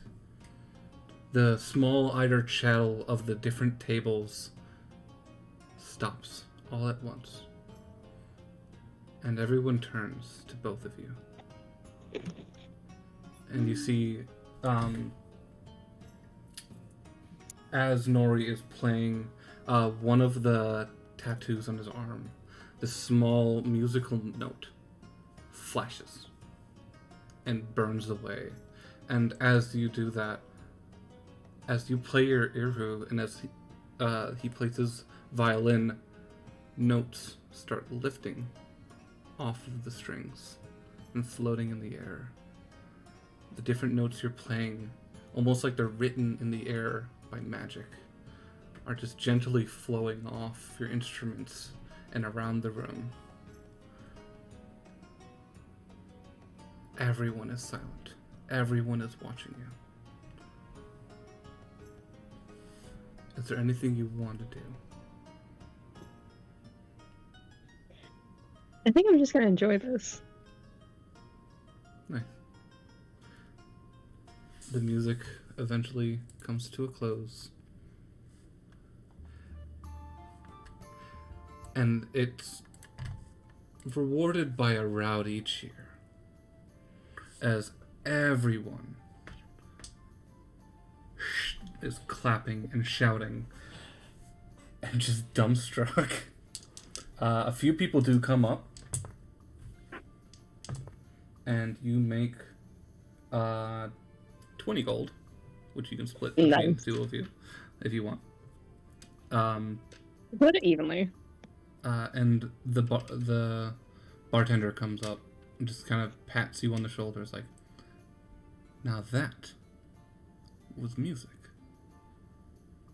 You just livened up at this fucking dreary place. Meals on you. Meals on me. Was gay. Nice. So, over the next hour or two, you are able to just idly chat with Nori and eat. Do you have any questions for him? Or what do you talk about? No, see, Prod definitely has, like, conversation topics. I, bro, I'm too gay for that. Understood. Yeah. You guys just talk about everything. Everything and surprisingly nothing. It's just electric between you two. That initial awkwardness and worry of separating and not seeing each other for a while just fades. And you just kind of sit there and stare into each other's smiles. And before you even know it, the time passes by, and Nori just smiles, and you have gone through a few plates of food, and just says, "Okay, come with me," and we'll walk out the door. I'm following, no questions asked.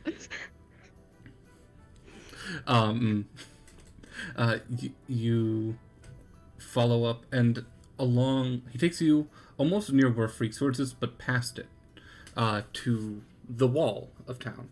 And you see he takes you to a set of stone stairs that start to lead up. And at first you start to worry because you've noticed guards posted on top of the walls. But it seems like at this particular spot, there's no guards. He brings you up and sits down on this wooden wall, stone brick wall that surrounds the city, dangling his feet over towards the desert. And just kind of looks at you. It's like, sit down. Very, very happily will sit down next to him. He just looks off, up in the sky, and it's the first. You've been so focused at looking at Nori, you take your eyes off of him for a second, and you notice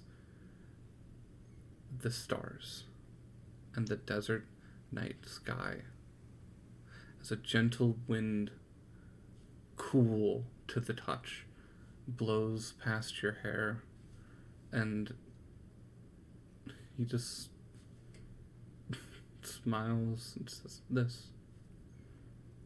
This is why I always come back here.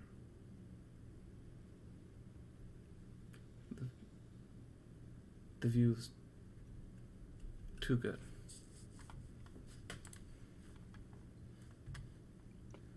Yeah, I can see why. And it's like, it's the thing where Par's focus is partially on the view because it is very pretty, and he is like a sucker for a good view, but he's still like kind of focused on Nori at the same time. He's staring at the stars and just kind of looks over at you, makes eye contact, catches you by surprise, and just grins.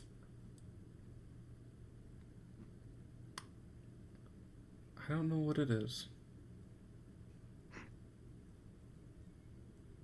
There's something special about you.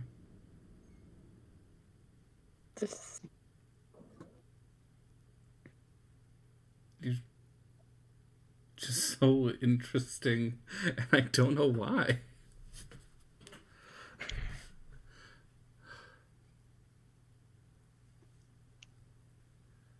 Oh my gosh, dude, I have a charisma for this. I am being too gay for this. I do not know how to respond. Part would have a response for this. What do you think Far would say?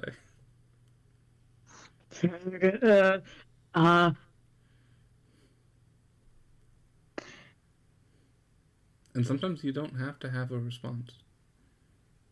If you want to just enjoy the moment and the silence, you can.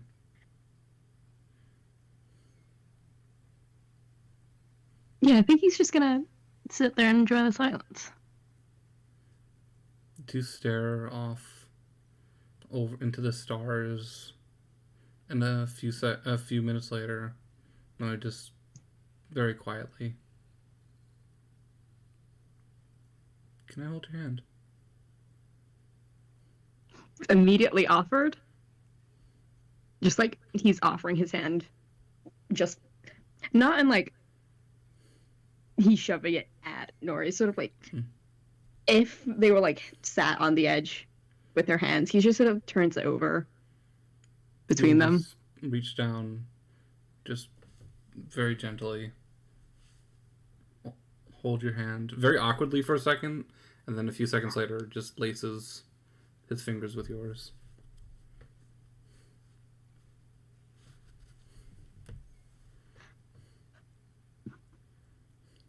Just staring off at the stars.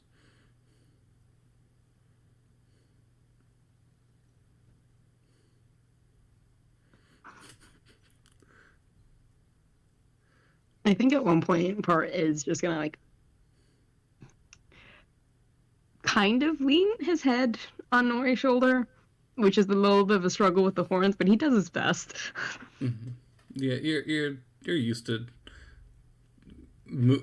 moving your horns around things, and the silence just creeps, and Nori just kind of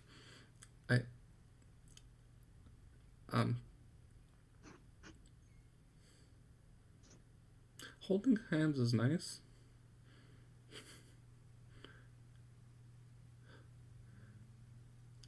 I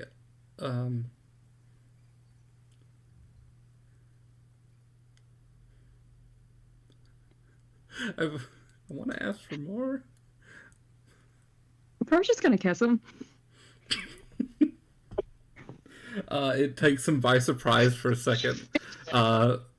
And you see just shock, anxiety in his shoulders, which just melts. And he will lean into it.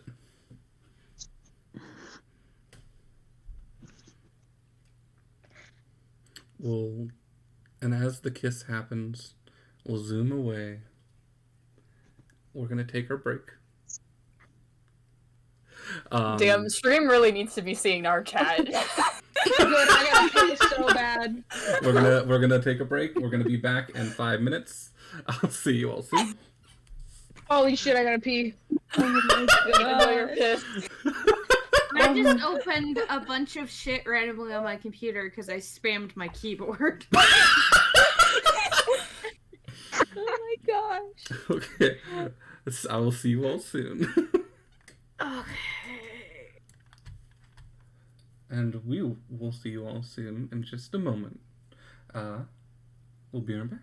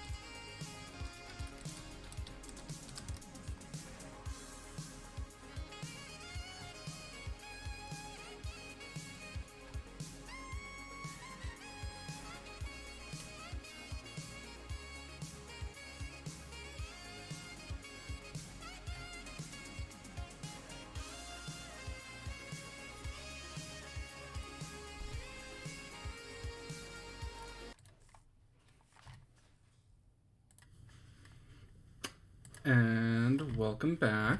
Let me get the music going again. And let me get back to the party. And we are back. Right during my ASMR? Come on. It didn't actually come through. Yeah, we didn't hear it. Which means you can eat fully without having to mute. Oh, okay.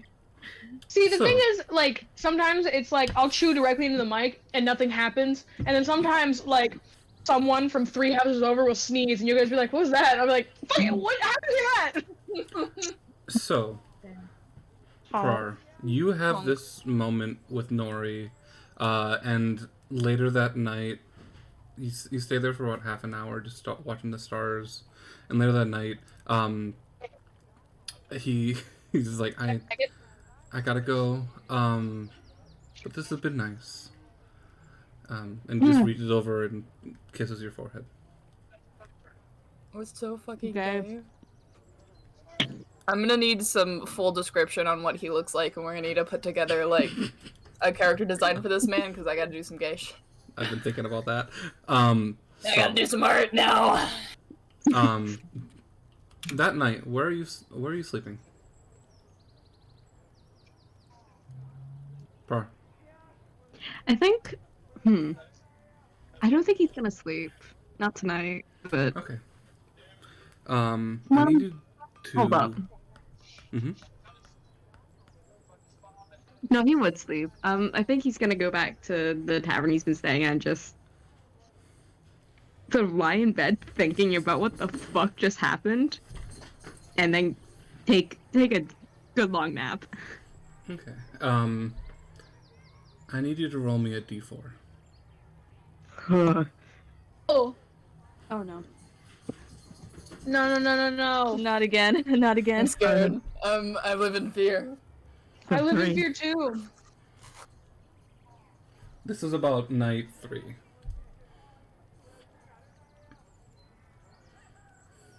No. I don't trust this shit. Who's getting trauma today? Oh, shit. Wait, what are we rolling? Sorry? Um, All rolling? Who's getting trauma tonight, basically? Yeah. So just roll a d4. Who gets to have trauma dreams?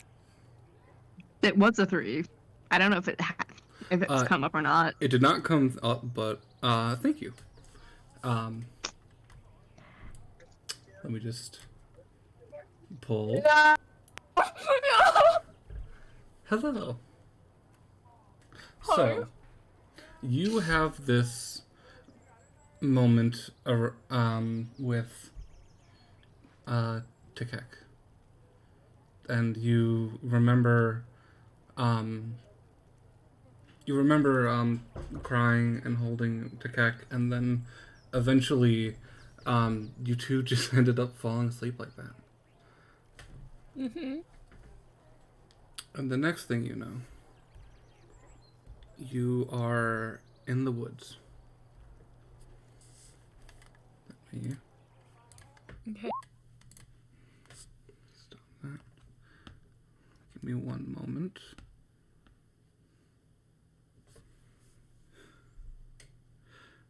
You see there's a clearing in front of you. And there's someone sitting on a log in front of a campfire. You're about 30 feet away. And you realize you're crouched in the bushes. Alright. And you feel a hand on your shoulder. Very gently. Big, meaty hand. Okay. You look up and you see Ivan. He looks down. The doctor's gonna give him a hug. He's very surprised and just said, "Oh, hey." And he's whispering, "Okay, sure. That is your target. Oh. We're doing Right. a job." Yes, right. Yes, sorry. No, it's okay, kiddo. And he reaches over and tosses your feathers on top of your head, and just with a big meaty hand just tosses your head. Go do what you do. Yes. And they're gonna go do what they do. You very quietly sneak forward, still on the tree line, getting closer and closer until you're about 15 feet away. And the figure still has their back to you, and you very quietly pull out a dart, apply some poison to it. You've done this dozens, if not hundreds of times. Oh my god. Yeah. You take the dart, just very silently throw it. And you see it hits the figure in the neck. And they reach up, grasp it, and judder and fall backwards, body slamming on the ground, unmoving. Uh-huh. You walk up to double check your work, double check that you hit the right artery, to know that the poison's worked its job, and you look down at the figure. Yeah. And you see hydrangea. Yeah. And a few feet away, you see Foxglove, similar dart in the neck, dead on the ground, and you see hydrangeas looking up at you, unmoving. And then what do you do? They just fall back, like they literally fall onto the ground. They're crying.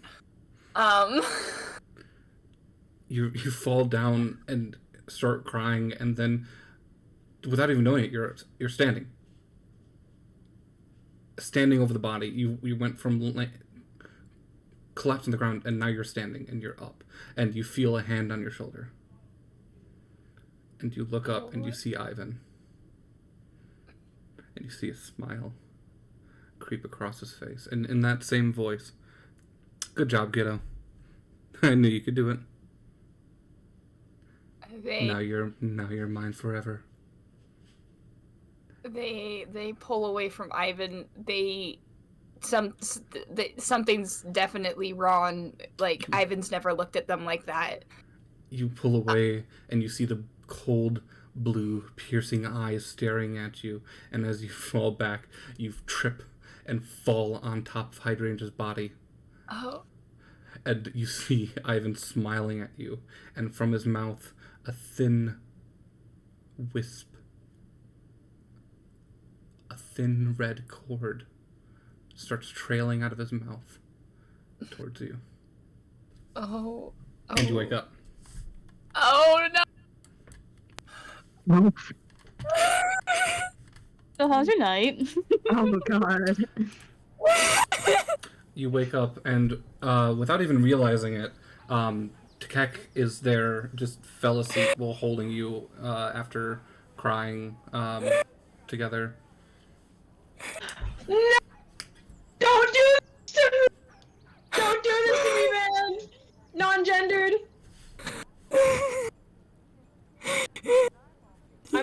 I'm holding the doctor just so closely. Just like honestly, the doctor was asleep in your arms. You were awake after consoling the doctor and the doctor crying and clutching you. You two ended. You watched out of exhaustion. The doctor fell asleep, and then now, almost as if jolted by a nightmare, is awake and panicked. They are sobbing. no, oh my baby. There is a fear that you have never seen before across their face. They're shaking, they're sobbing, like there's nothing. I honestly, no. Actually, I know what Takek would do. Takek has felt this fear recently, right? So Takek just like tightly tightly is grabbing the doctor, just going, "It's okay. I'm here. It's just a nightmare. We'll get through this. It's okay. You're okay." Just softly, over and over. Just. A plate. Sorry. The doctor can't like say anything nothing's That's coming out of fine. Hemlock's mouth. They're just shaking and crying. And eventually they do stop, and they sniffle a little bit, and they're just like,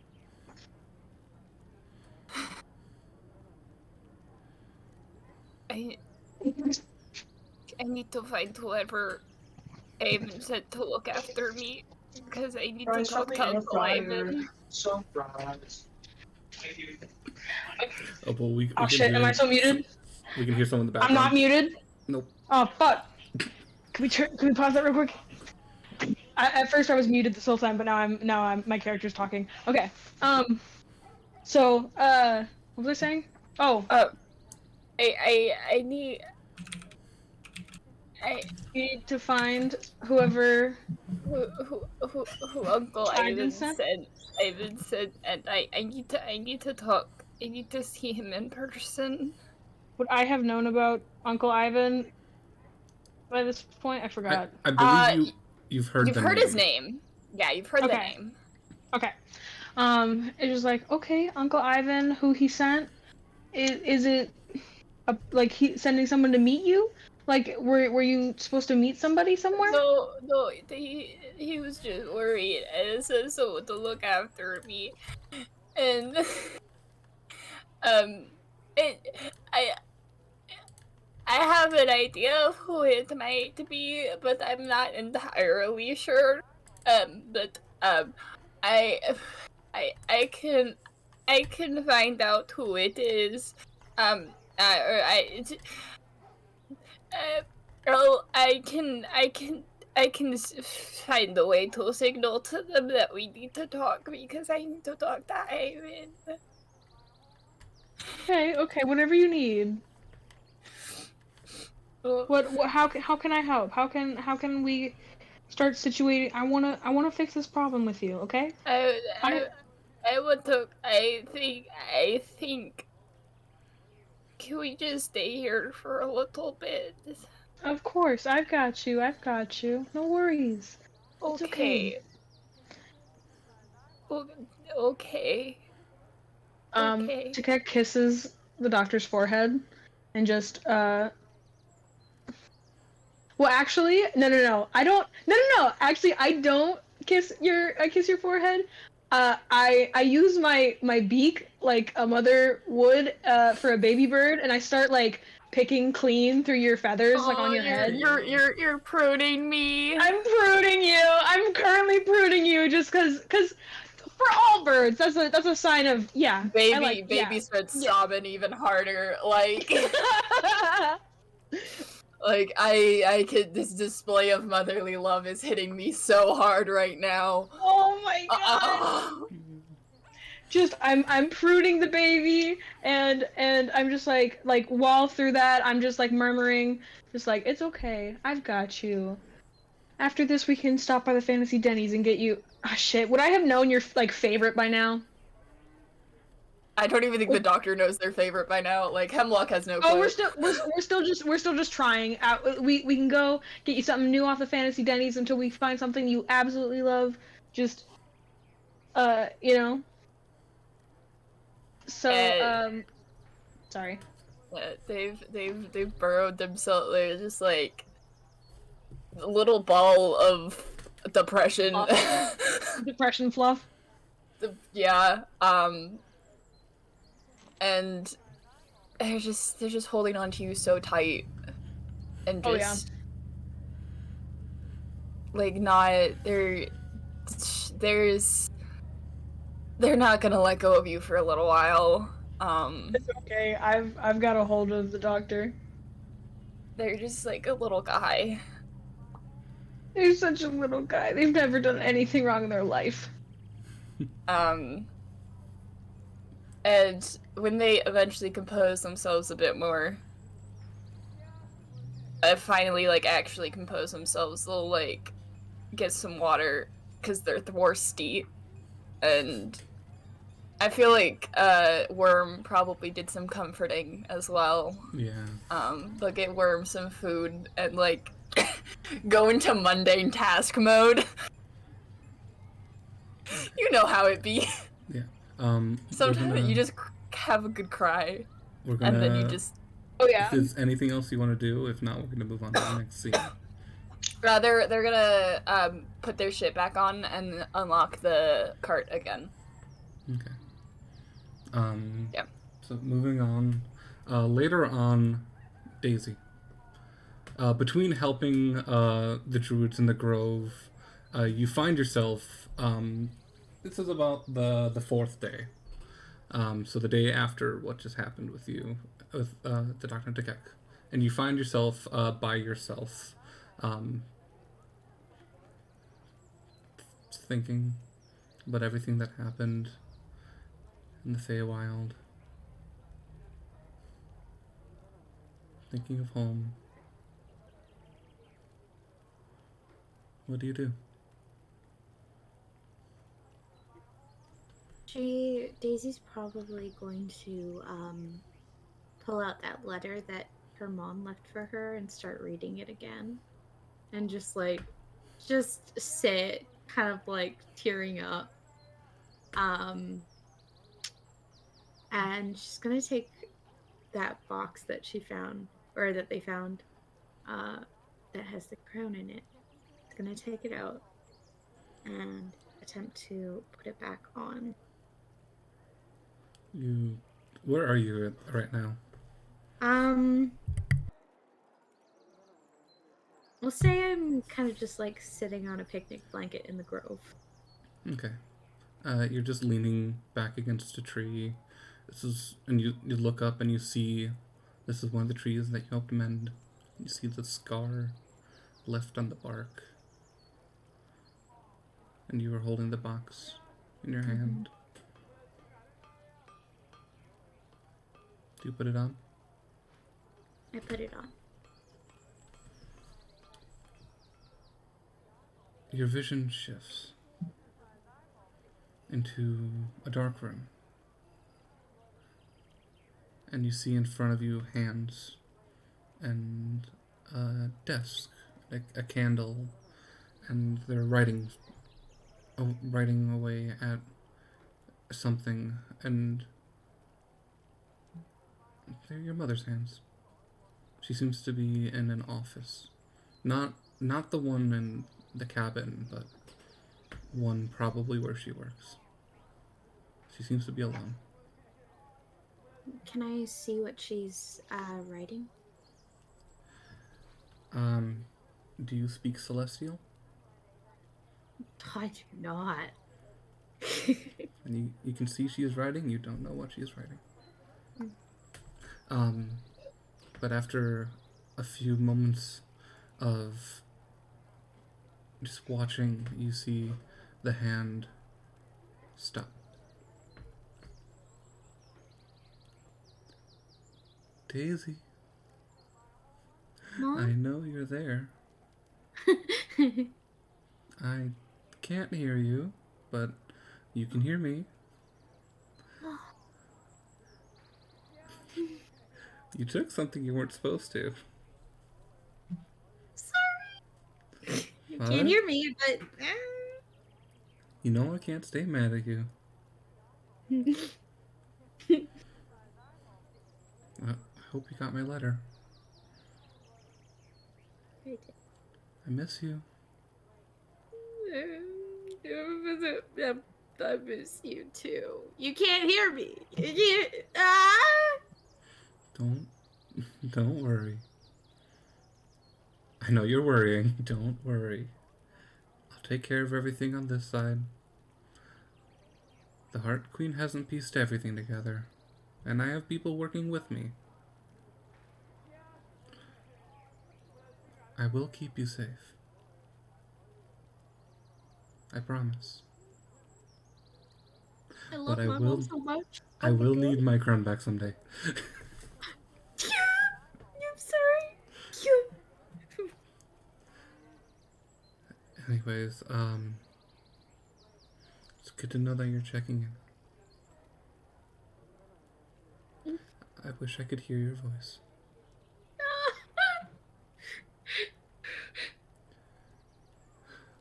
I miss you more than you could realize. I need to go call my mother.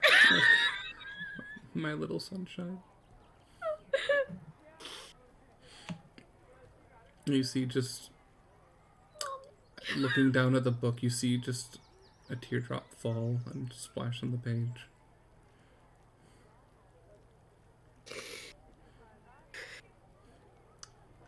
Now, go out them and give them hell. Go out there and give them hell. Oh, okay. You can't hear me, but okay. I love you. Love you too. I'm just guessing you said that. She chuckles. Mom's so smart. Out here making all of us have emotions. And you The just see audacity. She just Where starts are my- getting. She just starts going back to writing. You can keep watching if you want. I just imagine that Daisy just like sits there watching for like a long while. She's just As your spends body days is just there. catatonic. in the- Just- the grove. I imagine Stanleaf the whole time is just like, Daisy? Daisy? you good? Is there anything you want to do? If not, we're gonna go to the next scene. Eventually, I imagine I take off the crown, and it's like almost like probably the sun is setting by now, and I'm like setting. Oh my gosh, all for parent-child relationships. So, I would like to flirt with Sandleaf, but I will do that at a different time. good, because I have. After we I'm recover so- from these it's a bit emotional of an nut emotional punches. day. Speaking about emotions, it is day 4. Prar, you are working with Vaughn on decoding, and you hear a knock on the office door, and Vaughn just kind of looks up and just says, "Come in," and the door swings open, and you see Jimmy, the half-orc. Walton is like, "Oh, yes. And he reaches into his satchel and just says, I heard you were here. I believe this is for you," and hands a letter to you, Prar. He's gonna very excitedly take it. He is like, what's this? What's the chair he sat in? Is like a 2-seater sofa? Or is it just like a love seat kind of thing, or? It's a 2-seat. So there's 2-seater sofas pointed together at each other with a coffee table in the middle. Cool. He's sort of like gonna perch on the armrest on one of the 2-seaters and open it very excitedly. It is a Fucking letter white Yagami ass. Listen. you immediately recognize. Florence handwriting. Sorry, I just looked at the DMs I got from Ray. A lot of cursing. You're hurting every parent in this family tonight. There you go. I have so many emotions right now. You can read it out loud if you want. It's your choice.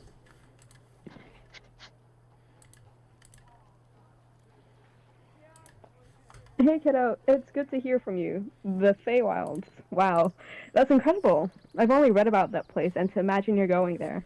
Hey, stay safe out there. The world is a dangerous place, and just stay safe. Marv says hi, by the way. He's over messing with my current project. Well, technically he's helping me, but you know how chaotic he can get. We're working on installing a magic circle for the town so people can teleport here whenever they want. It's by the request of Mayor Mary, so we have to stay professional. Marv says it's making his skin crawl being so professional, but Mary knows how he can get, so it's all good. I hope. Just, how do I want to say this? Go out there and grow. Spread your wings and grow. Not even the sky can hold you back. You are infinite potential. I want you to go out there and become better than me. Better than I could ever be. Don't forget about your home, though. We're a small town, but we are stronger together. Remember that. Strength in numbers. We all want you to grow and become great, but we do all miss you. Until next time, Lauren. That's so sweet. Farah's gonna, like, after, like, rereading that 2 or 3 times, he's just going to, like, sit and then, like, shove his face into the corner of the seat. Vaughn, seeing that, was like, I'll go get us coffees. And we'll just leave the room. He's just gonna give him a thumbs up.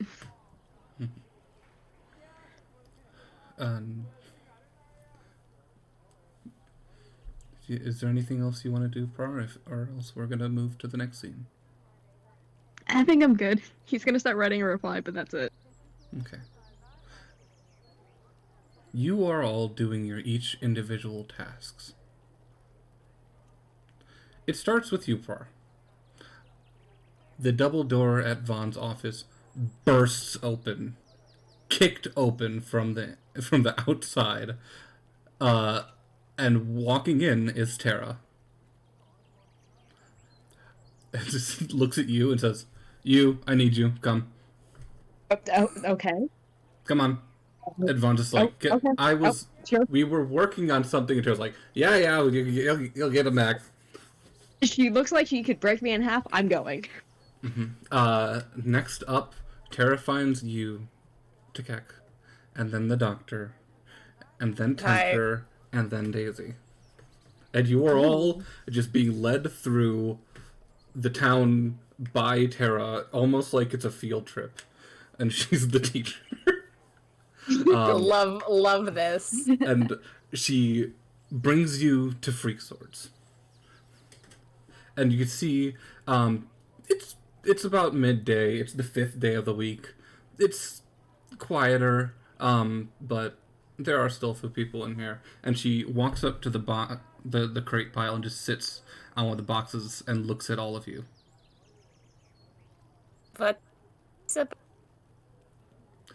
I am so fucking bored. Oh no! Wait. I am so bored. There is nothing going on. Wait, no. Vaughn has been sitting I have an idea. in his fucking office for days, and I can't fucking mess with him. So, proposal. I mean, Proposal? Oh my! If this is going where I think it's going. Fight me. Fight you? Fight me. Oh, I would love to. you scare me, but absolutely. Oh, I would love to fight you. Too much. I have had too many emotions to punch them out of someone. Yes. Who all wants to fight me? I am down to fight you. Oh my god.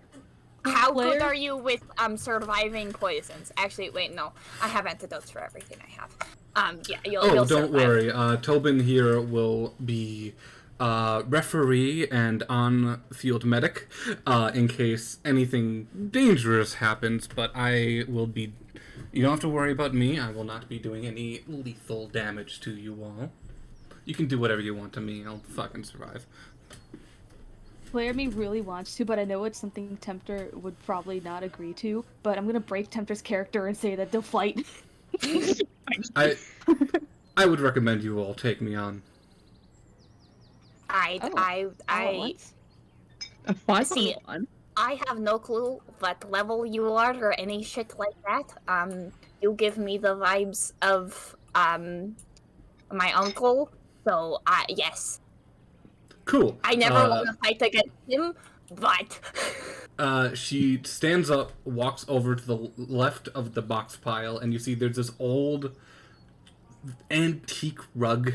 It looked like it was worth a lot of money some point, but it's just old and worn down and frazzled at the edges, and just grabs it and throws it back. And you see there is a trapdoor. Ooh. Sorry. Oppo, are you fighting or no? Oh wait, Oppo, you didn't level up? Fuck. The level. Okay. Oh shit.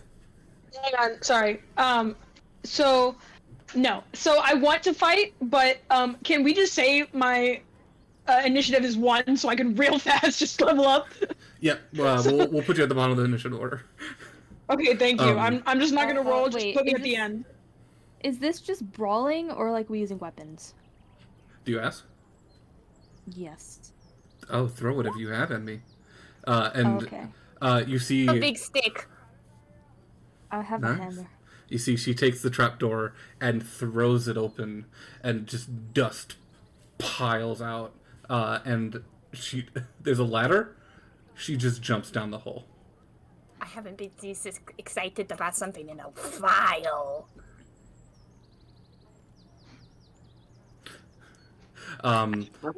Just realizing I forgot to take a second level spell. Everyone, quickly do what you need to do. Do you follow down? Fuck yeah. Yes. Yeah. Yes. Going down into the basement, you land on sand. Oh. Everything is sand.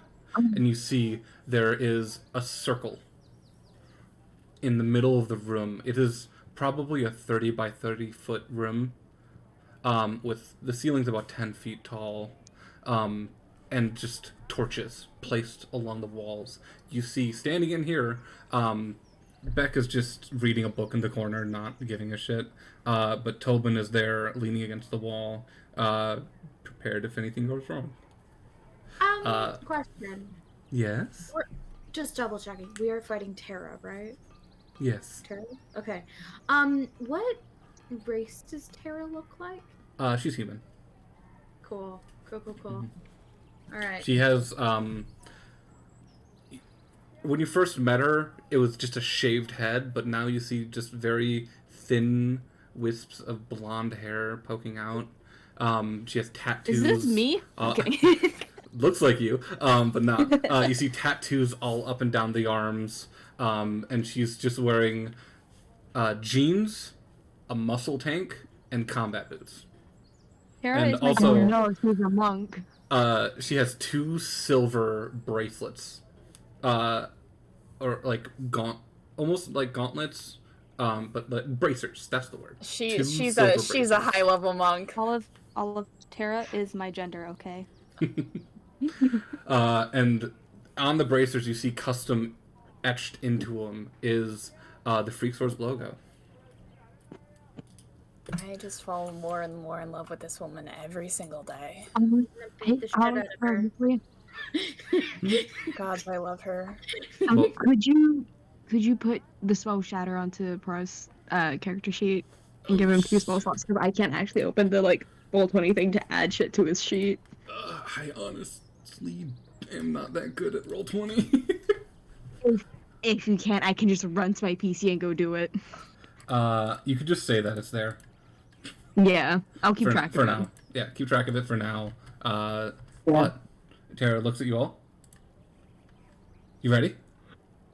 Oh, I Yeah. am very ready. I just this is so out of character for Tempted, but I just really want to fight. I want to fight her. Cool. Go! Everyone roll initiative. Oh my god. I'm not rolling. We're just putting me at the bottom. All right, Mhm. that is a 20, dirty 20, baby. Look at me and my +5 initiative. I'm gonna annoy the shit out of everyone. It's gonna be fun. I'm gonna have so much fun. I'm gonna punch shit so hard. Which one of you had what's the word? Opal. Oh wait, Opal, you're at the bottom. Which one of us had what? Which one of you had Devil Sight? Hi. Hi. The You room will is not lit be up. annoyed by what I'm going to do. I need to reread the like. It's not. There's no I place don't. for I mine. believe it's not Devil's Sight. I believe it's just. It's not double sight, but I have 120 feet. It's enhanced dark Oh. vision, double dark vision. Yeah. Well, you okay? You might still be annoyed with what I'm gonna do. I'm gonna turn off all the lights. I know we're a little off. So Oh. Shit. let me just. Everyone has the music playing, right? Are you watching my? Are you watching my screen? Wait. Oh, it stopped sharing. You no longer have stream going. Okay. Wait. No. Thank you. I'm sharing my screen on Discord. Listen to that. Yeah, I can hear it. I can hear it. Let's go. Let's Okay. go. Starting off is Tara, which she will look over all of you and make eye contact with you, Doctor. Oh fuck. You look like fun. You're like I am me. fun. We'll full on sprint towards you and just heavy boot go for a kick. Oh, I love her. I'm guessing a 25 hits. Oh yeah, 25 definitely hits. Cool. First attack. 12 points of damage. Oh boy. Second attack Oh boy. is not gonna hit. She is going to bonus action Fury Blow. Fury of Blows. Third attack will hit with a 28 for 13 damage. The doctor is down. Wait, sorry, 11 damage. The doctor is down. She watches you go down to like, cool. Turns next towards Tempter. Last one for you. With 22 to hit. Oh, 22 to hit? Yeah, that definitely hits. And you take 11 points of damage. God damn it. Okay. And she looks at you. Now, hit me! And it is your turn, Tempter. Alright, what I'm gonna do is see if this hits first. I also have 2 attacks, by the way. Okay. That definitely does not hit. First attack misses. Okay. I'm gonna try a second one. Same thing, Great Hammer. That definitely does not hit either! Shit! It's 2 hammer swings. The first one, you see she just casually dodges her head out of the way as you swing it. Second one, she catches the hammer and then releases come it. on! I thought of something cool. Okay, anyway. Anything else? What else can I do right now? You can I don't rage. feel like I can rage. Sure, let's go into a normal rage. Just a Okay. standard rage. Cool. Then next is the doctor. She was Doctor. doing Dang. non-lethal damage, so you're just unconscious. No death saves. You're just knocked out. So next is Prar. Cool. I'm going to first off bonus action healing word the doctor. Okay. Oh. So there you are. Please roll for me. Just a simple level 1.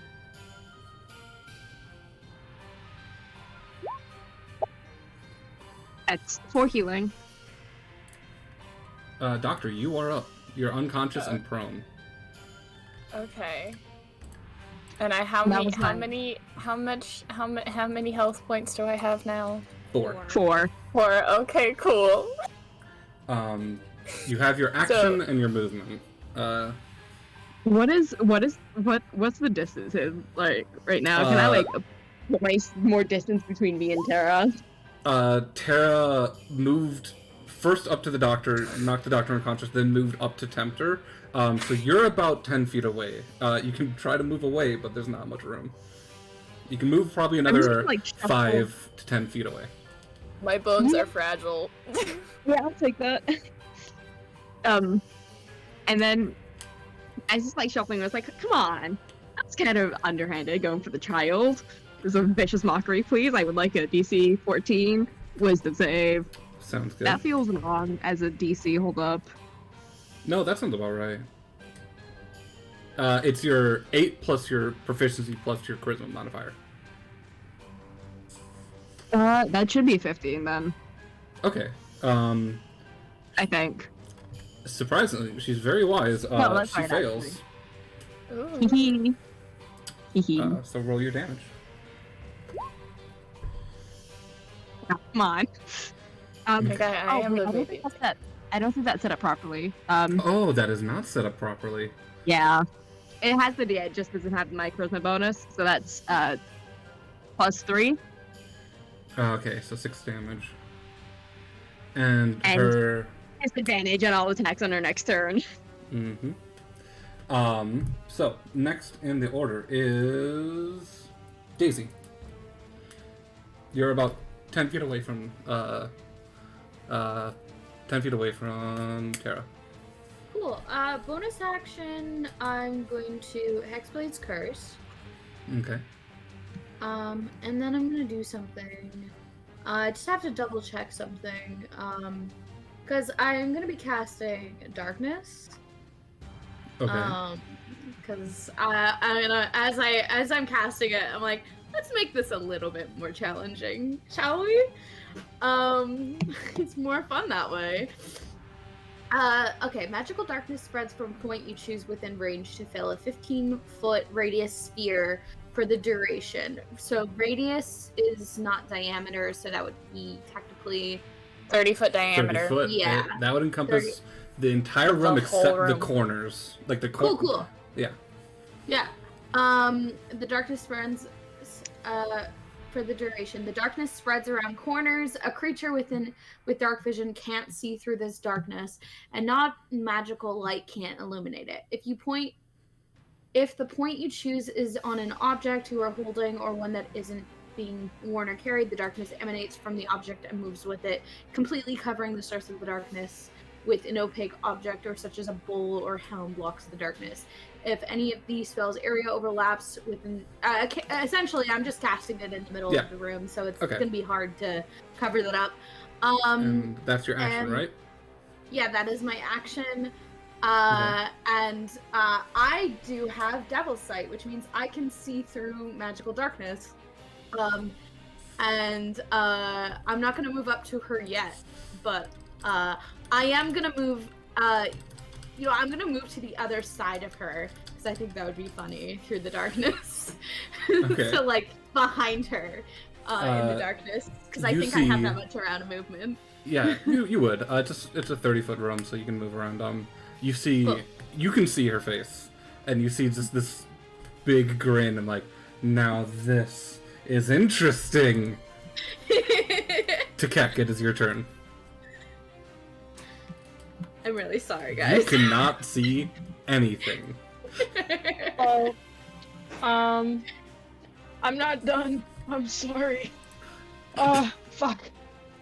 Okay, well, I'll just see what I've got without even leveling up. So, where are my spells? You see, now this is an interesting thing. A lot of spells say you have to see a target. Yeah. Oh wait, can I not see her right now? Sorry. Nope. Everyone but Daisy is blind. Oh. Fuck. And therefore has fucking disadvantage on all attacks, but she has disadvantage on all attacks against you. Yeah. Okay. But guiding bolt I don't need to be able to see. Use that sort of creature of your choice within range. You do not need to see.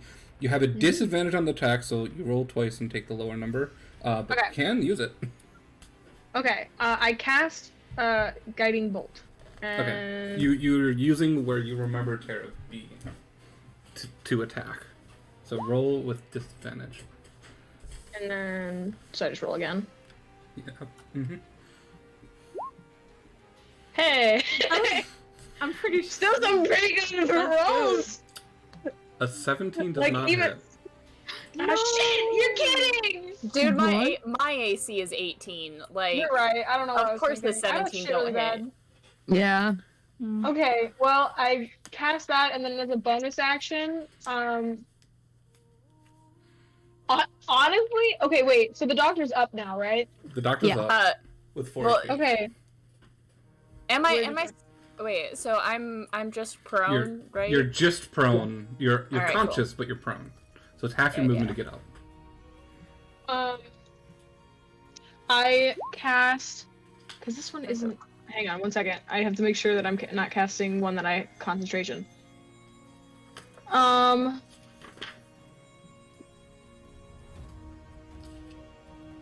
Okay. I cast.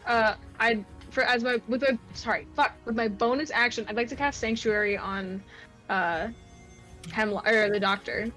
Hemlock is also fine to say. It's not concentration. That's okay if it's not concentration. Do you have to see the target? You ward a creature within range. It Then doesn't you can do say. You can do it. Verbal. You're all good. Somatic. Okay, cool. Yeah. Okay, now cast. Okay, casted. So anyone who, basically, any creature who targets my baby with an attack or a harmful spell must first make a Wisdom saving throw. On a failed save, the creature must choose a new target or lose the attack or spell. Okay. Yeah. You just hear, you're all so fun. Anything else? You're a bitch, and I am having so much fun. You literally got punted. I did. Yeah, you did. You did get punted. I got knocked out. I woke up, and I'm just like, this is great. I'm having a great time. So, if you have nothing else, if you don't want to move to Keck, it is Tara's turn. So, up to Tara. She remembers where she was facing. She's going to take attack at you, Tempter. She has disadvantage. Okay. Just not gonna hit, I know it. First attack is a 19. Yeah. I'll have to that's on the class. For 11 damage, halved to 5. Oh, after this, I really want to see her her stat sheet because my brain goes absolutely insane for monks. I just have it in my head. I haven't written it down. I just have it in my head. She's a strength monk. Second attack. I am even more in love with her than I was before. Miss, baby, miss. Second attack is a 13. Oh, come on. No, that misses. Your AC is 14. Oh, I thought you meant that's the damage. Okay. Whew. No. She's like, this one goes wide, and she's like, haha, oh, you're fun. And she's gonna take her hand and just spin in a circle and try to backhand anything. And she's going to try to target you, Daisy. She's just backhanding behind her, hoping something's there. Wait, she has 3 attacks? I did say that I was directly. So do I. So I'd be to 10 feet away from her, right? Because I was 10 feet away from her before, and I just went around till I was behind her 10 feet.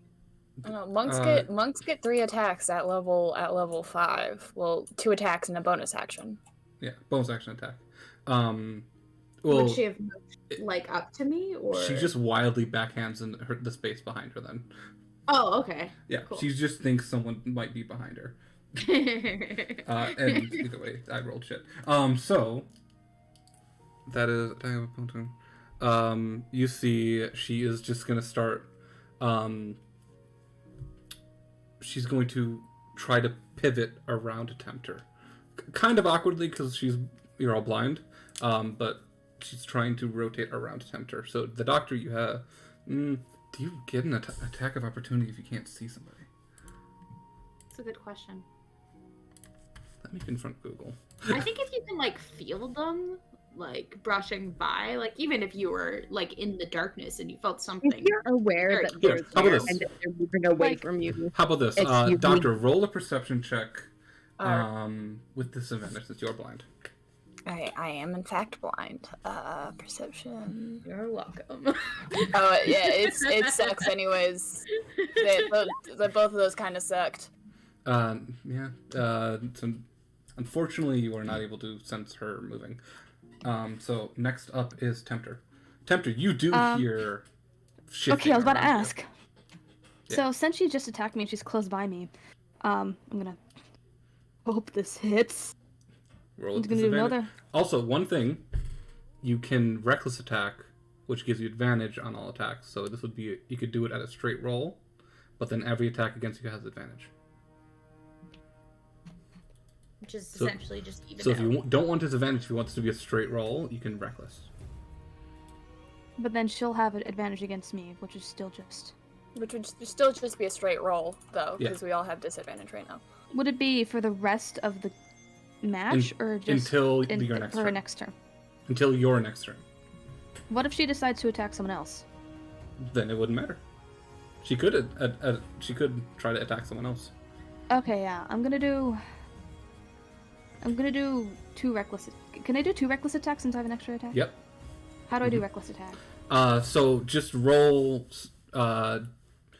Just roll instead of rolling with disadvantage. You're just rolling normally. So Roll it's the first. just. Yeah, just normal. Oh, just attack. roll with my weapon with normal. Yeah. Mhm. Okay. So it'd be the Please first tell me one. that hits. That Please tell hits. That hits. Damage. Roll your damage, and you get to add 2 to that because you are raging. Okay. And Okay. So you what get I do another is she's kind of pivoting around me, and it's kind of do like a big, you know how like in shot put you kind of like throw the thing around your head. Mm-hmm. Kind of do that with the hammer, and I just go whoosh in a big circle. Yeah, Daisy, you see the hammer just cracks her in the side of the skull, and The skull. and you just see a little bit of blood start dribbling down, and she just smiles and spits blood on the ground. Okay, and I have another attack. Gonna You do have another another reckless attack. It's kind of hot. Oh yeah. That hits. And then. Okay, still good. So What's a 9? 9 Okay. damage. I feel that I hit her, and I kind of hear where she lands on the ground, and I kind of just put her like a fucking golf ball. Love that. This time you see she's trying to block the attack. She has her arms out to catch the hammer, but the force of the hit is a little too strong, and you see it catches her. She catches it, but then you push through and it uppercuts her in the gut. You just hear, Hell yeah. "Oh, you're fun." Next is the doctor. Alright, so the doctor's gonna get up. Okay. Which uses their movement. Well, half their Half movement. their movement. They're going to lace their dagger with poison. Okay. And that's going to be my bonus action. And then I'm going to attempt to first hit her with my stick. Oh, wait. I gotta go back to my actions. So... 1, 2... is a 19 hit? That hits. Alright, cool. So we're gonna whack her with this, and that's gonna be 7 damage. And then Okay. for my second attack, we're gonna hit her with the dagger.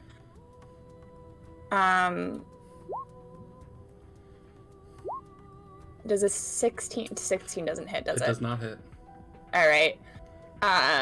You have a bonus action attack if you want to. Oh, I have a bonus action attack? Alright, cool. It would be a melee. Yeah, it'd be a melee attack. So they're gonna go for the funky little punch, which is not gonna hit. Yeah. She feels the stick and like, oh, you're up again. Good, more toys. I'm a little squishy, I'm sorry. Next is Prar. We're still in pitch blackness, aren't we? Yep. I think literally everything I can do relies on sight. Fuck, I'm sorry. I mean, technically not vicious mockery. Wait. If you have to see someone to call them a fucking bitch. You do have to see someone for. Wait, really? Yeah. You know what? That sounds stupid. That's genuinely stupid because you could be like, you sound like a whore. How about this? If you want to use vicious mockery, I'm going to make you do a roll. Okay. I actually want to try. Okay. I want to try a Distant Whispers. Can I get a DC 14 Wisdom save, please? Absolutely. She does succeed. Rolled a 15 on the dice. Okay.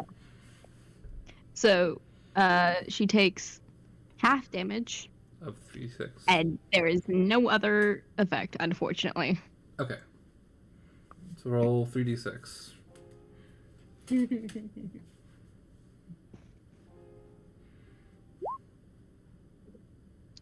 That's 6 damage, I think. Damn, yeah. Still pretty good. Okay.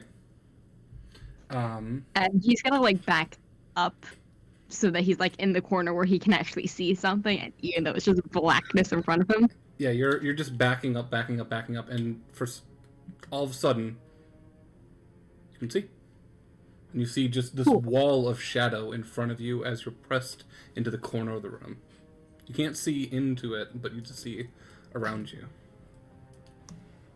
Good enough for me. That's all he's gonna do. Okay. Next is Daisy. Perfect, because I really have to pee. I'm going to. I'm gonna run up to Tara, and I'm gonna hit her with my sword. Now yours is not at disadvantage. No, it's not. Here, what's that? Let me see. That definitely hits. That's a 28. Whoa. Oh, correction. That is, I rolled a 19 plus 9. That is actually a critical hit because I did use my Hexblade's Curse. That is... How do you... So... What? Sorry? I feel like we talked about this last session. How do you have a +9 to hit already? I don't know. That is something having to do with... +8 to hit. It should be... Oh, wait. Daisy... 2...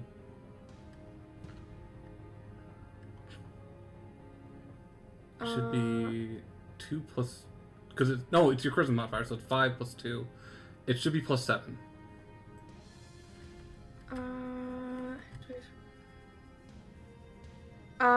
Hexblade's Curse, you gain a +3 bonus to... No, that's to damage rolls. I don't know why it's saying 9 then. Yeah, what are you... That's just... Where are you rolling? Are you rolling off of... I'm going straight 20? from D&D Beyond. Okay. We'll fix that before next session, but so it should be +7 to hit. Oh, okay. So it's still a crit. But It would still be a crit. Yeah. Oh, right. Okay, so that is...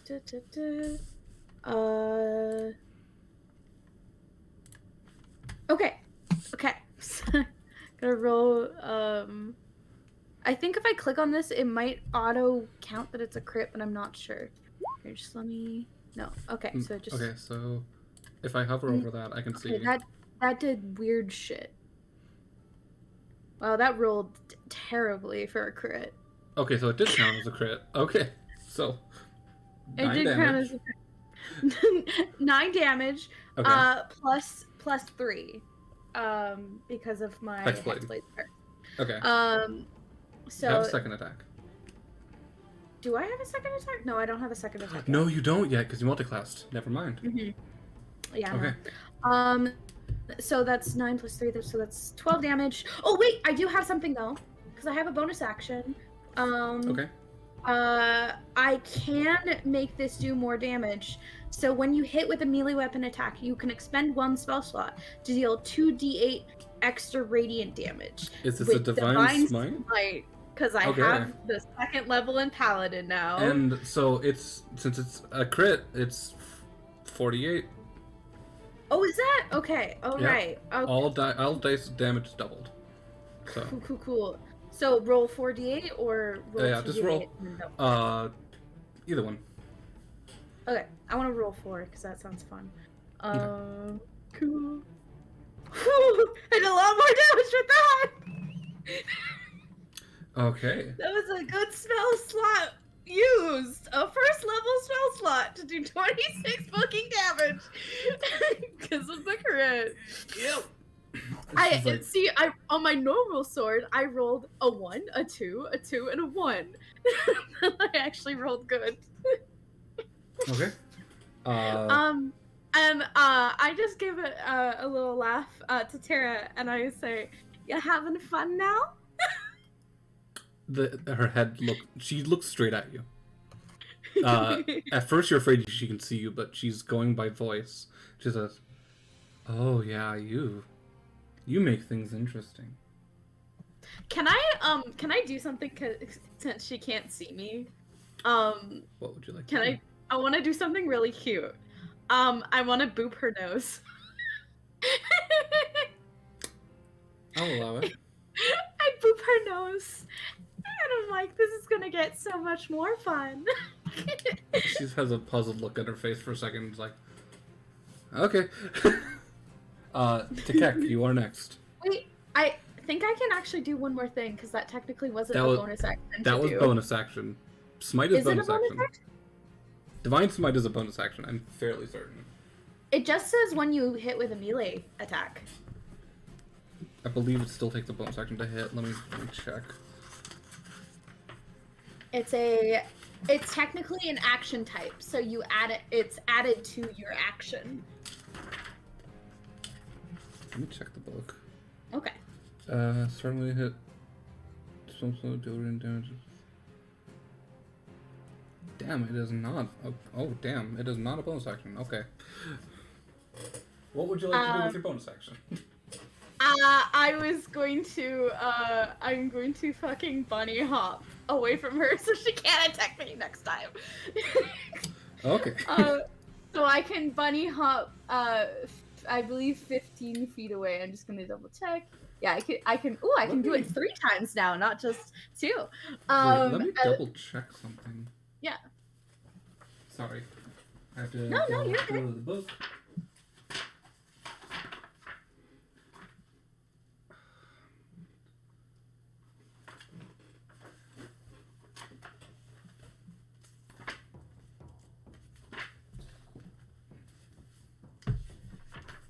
Just read something. Oh, never mind. I'll talk about it later.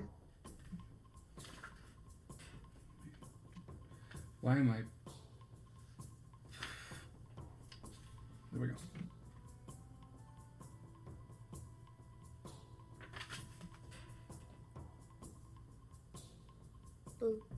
Okay. You do your bunny hop, which you have done multiple times, easily getting yourself out of danger, and a fist still swings at you. Really? She has Sentinel. What's Sentinel? It is a feat. Basically, people don't get She's got feet? You gave her Sentinel? Basically, people can't have disengage away from her, and if she hits you with her reaction attack, you can't move away. It's technically not a disengage. It's just a. It does matter. You jump without provoking opportunity attacks. It's that Sentinel still overcomes that. Okay. All right. Yeah, Sentinel basically makes it so you cannot move away from them without provoking an opportunity attack. Oh, I didn't know that. Luckily, since she has disadvantage, she rolled shit, so you were able to slip out of her grasp. Thank God. The darkness is literally because she scares me. She scares me, and I do not want her to hit me. You're so mean for giving her Sentinel. Next up is Tekek. He'll be back. Oppo. Hello? Hello? Hello? Hello. It is your turn. Hello? Okay, sorry. I didn't know if I muted on my phone or on my headset, so I was like going through them like, which one? Which one is it? Nice. Thank you. So, So I can't see goddamn shit, can I? nope. You motherfucker. Okay, I didn't do it. Oh, wait, can I see? No. Damn it, it's a person I see. Fuck. Okay, well, that would have been cool, but what about this one? You can This hear one? where the combat is. If No. you want to move up, you can try to do... It's not that. Like, a lot of my spells require me to be able to see, and Sucks. I think I have a spell that literally blinds a person, like just one person. You do? No, I don't have it. I don't have it prepared. Oh, I don't have okay. it prepared. However, I do have that, so maybe I should do that one next time, so we don't all go blind. Anyway, I gotta shit so bad. So I guess I moved towards where I'm hearing, but wait. Do I need to be able to see? No, damn it. Do I need to see? If you can get within the noise of the combat. If you're trying to do a melee attack, you can do that with disadvantage. But what are you thinking about doing? I like my spells. That's what I'm thinking about doing. Oh my god, I gotta poop. Okay. I want to move up to it as close as I hear the battle happening. Okay. And then it's not a melee; it's another spell. What are you looking at? I want to cast Thunder Wave. Okay. I like it. Yeah. Which, yeah. So. Because I don't gotta see shit. You do not but have to see shit. Everyone, including my allies, anyone that's around me has to make a Constitution saving throw. So that's not smart, but What? it's not the smartest. It's not supposed to be used near your allies because it's 2d8. Like, I could knock any of you out. Well, Are you definitely using the doctor. I'm using it, yeah. Okay. I need everyone to roll. This would be everyone. Everyone roll Constitution saving throws. Oh boy. Oh please! Oh please! Please Oh don't please! do that. Oh good! Friendly reminder, I have a -2 Constitution. What's the DC? This is 14. literally you, the doctor, Damn. you, father. Damn! She rolled a 13. I was in the washroom. What the fuck is happening? Thunder Mother Wave. help. Roll a Constitution Mother saving throw. Mother, How why big have you is done that? this? Is that like a 30-foot? Oh my god. Okay. You were all Yeah, Thunder grouped Wave up. is wild. You were all grouped We're all up. grouped up trying to Except fight Tara, so. No, I'm not grouped up. I did my bounce back to be away from Tara. You're right. And I was also. Tikek, just roll a d20. Me? On a 20. this is how well you can aim the spell. On a 11 or above, you don't hit Prar. On a 10 or below, you hit Prar. You hit Prar. Wait, Wait, Fra- how did I hit Prar? Do you mean the doctor? No, Prar. No, because I'm in one of the corners. Like I backed all the way out. You backed all the way out, but they are near you. Yeah. But your Constitution Wouldn't the doctor also get hit though? The doctor would also be hit. Will be hit. Yeah. Oh, okay. Am I getting hit? You were not. Daisy's the only one not getting hit. Wait, I'm getting hit? Yes, everyone. But my my constitution's DC's 4. So you take half damage.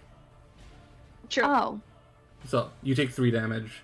Prar, you take 3 damage. Doctor, you take 6 damage, and She's not again. Wait.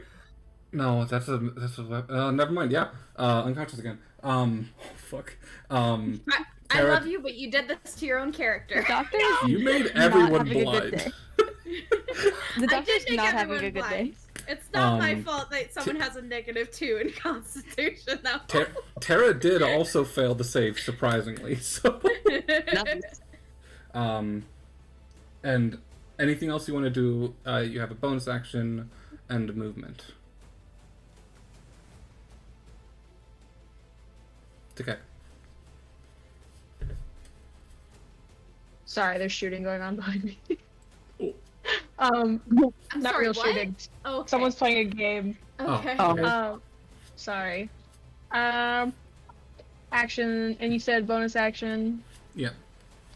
As a bonus action, I'm gonna harness my divine power and it says that I can expend a use of Channel Divinity to fuel my spells and give myself another spell slot, level 2 spell slot. Where did? Ooh, is that a? Because I'm out of spell slots. I'm out of. Is that? What's up? Is that a love domain cleric thing? Let's see. It's just a second level cleric feature. It's not even a. Wait, how many spell slots do you have? You shouldn't be out of spell I have slots. 4. Yeah. You should have more. I may have. Oh, I haven't slept. There you go. So you've Okay, used hang on. Healing Word. I and know I've used 2. Thunderwave. I know I didn't use Healing Word. I used Yes. Thunderwave and. Never mind. Thunderwave and someone else. I used Thunderwave and Guiding Bolt. There you go. So you've only used 2 first levels, and you have I second like to level spells. imagine Tobin also got hit. Luckily not. It's close, but. Tobin's like, oh shit. Mm-hmm. So, next, do you have a bonus action you want to try to do, or no? Oh no, you're gonna restore spell slot. So. Well, actually, can I not do that since I have spell slots? I just thought I didn't. Sorry. Yeah, so yeah. I thought I didn't have any. So instead of that, I want to do where is it? Action, bonus action. Healing Word. Yes. I'm gonna do Healing Word. Oh wait, I have to see them. I can't even use Healing Word. You have to see them for Healing Word? And I haven't taken any damage, and yet you have to see them to do Healing Word. Shit. Oh, yo. I didn't even know. Divine Smite, you do extra damage to undead and fiends. Fuck yeah. Mm-hmm. Sorry, Brar. If I ever accidentally hit you, I'm sorry. Tieflings technically don't count as fiends. Oh, thank God. Does Prar technically count as a tiefling? Yeah. Wow. Prar's a tiefling. Don't know. Yeah, definitely. Prar's definitely tiefling. Mm-hmm. Definitely. Mm-hmm. Yeah. Yep. Tiefling. Yep. Mm-hmm. Yeah, Healing Word, you we're do all have in to see. agreement. Okay. Damn. So if you have nothing else, it's Tara's turn. I just made it a very annoying challenge. Tara wanted a challenge. Okay, so starting up at Tara's turn, Daisy. Since you're the only one that Does can Tara see- notice that I've been knocked out again? Nope. Does Daisy, you anyone see. notice you've been knocked out again? Daisy, you see Tara take her 2 hands and clap them together. Okay. And you see the cuts and bruises on her start no. to heal a little bit. Oh boy. Oh, I think I know. Oh, I know what she's doing. And then bonus Oh, action, she come is going to on. spend a key point to patient defense. Cool. I see this, right? Am I You allowed do to see say this. something? You can? She's You could healing, also- bitches! You could also say something about the fact that I'm on the floor again. Yeah.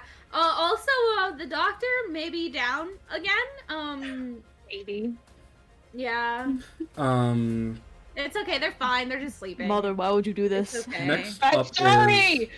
next up is Mother. next up is Mother, Tempest's help. turn. So, okay. What are the criteria for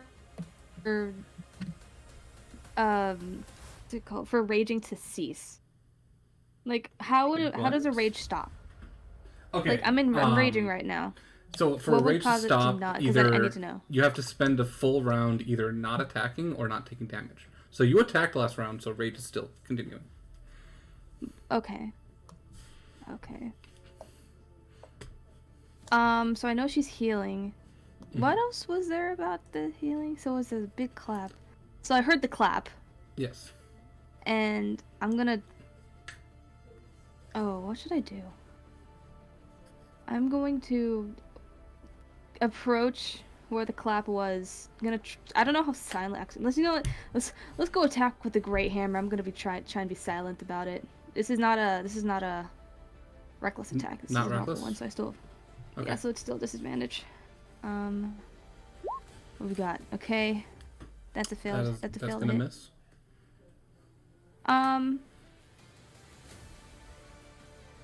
Can Can I do a? Oh wait, no, never mind. You can Is choose guarding to make. an attack? So Is guarding you can use your an action? That's an action. Shit. It's dodge. It's a dodge action. Some classes like monks can do a dodge action as a bonus action, which is what Tara just did. Mm-hmm. But for barbarians, at least for Yeah, your type of no. barbarian, it's an action. Yeah. Okay. So I might as well attack again because. Yeah. I You might can as well choose to attack make again. the second one reckless if you want. Yeah, I'm gonna try and make the second one reckless, but I'm gonna. Oh my gosh. Let's go with the hand axe this time. I don't think I've ever used the hand axe. Oh, baby, let's go. Damn, that hits. Okay. Alright. And. Now make it a 9. Wait, you have to Wait, roll no, with I had disadvantage. to put it. What? Wait. Oh, so it's 24 or 16. 16 misses. That's my bad. But it's a reckless attack, so it doesn't matter. You reckless. Never mind. Okay, I didn't hear that. So it does hit 7 damage.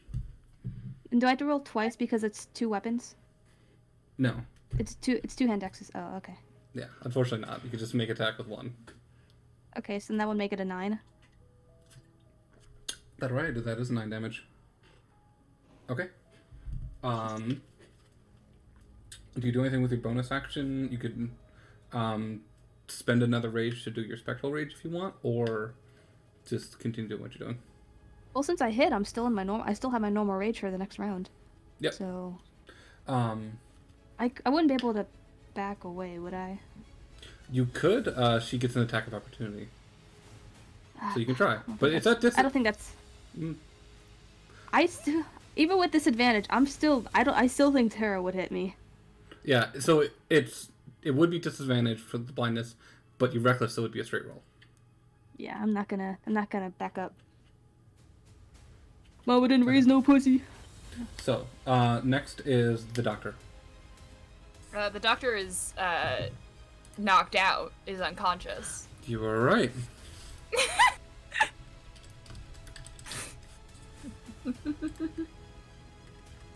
Next up is the doctor.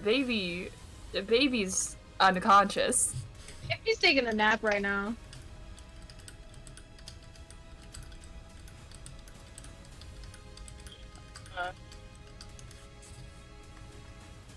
Okay, so next is Parth. We still can't see shit, can we? Daisy, if you want, Who turned the you lights can. off? Daisy, you can dispel it as a free action anytime you want, if you want to. Cool. I might after my turn. Just to make it easier for everyone else. Okay. So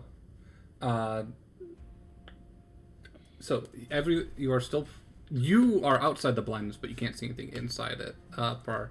You hear the fighting, so if you want to make a ranged attack, it would be at disadvantage. Oh, give me 1 second. I need to check the spell. Because I might just try another Dissonant Whispers. Okay.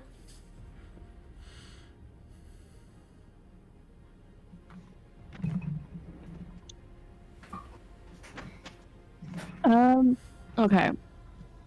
Fuck it, we're just gonna go for another Dissonant Whispers at 2nd level. Okay. Yeah. Go. Oh, 2nd level. Fun. Yeah. So wisdom save. That does save. So half damage, sure. But you roll 46.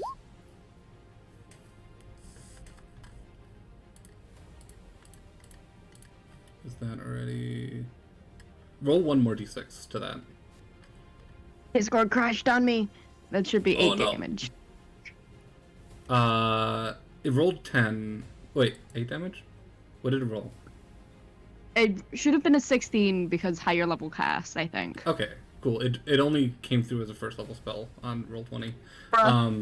So 16 half to 8. Okay, cool. Good to know. I do like having the mobile app because I don't have to be at my PC, however. It is. Fair. So, next up, do you do anything with your bonus action? I can't see the doctor, can I? Nope. Yeah, no, I can't do anything. Next up is Daisy. Okay. Also, I think I know where the thing is coming from. That is making my like hits be. I have one. I have a feature called that's improved pack weapon, which gains a +1 to its attack and damage rolls. And then I think there's something from a hex thing, because when I click off the hex weapon, it removes like 3 points.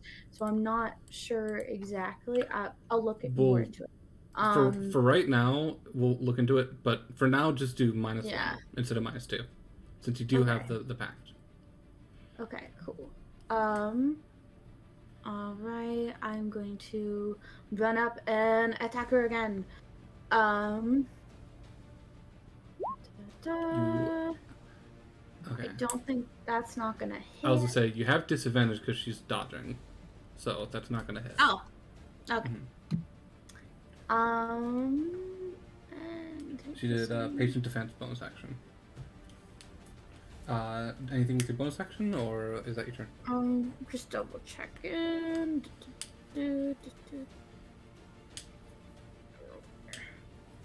Five.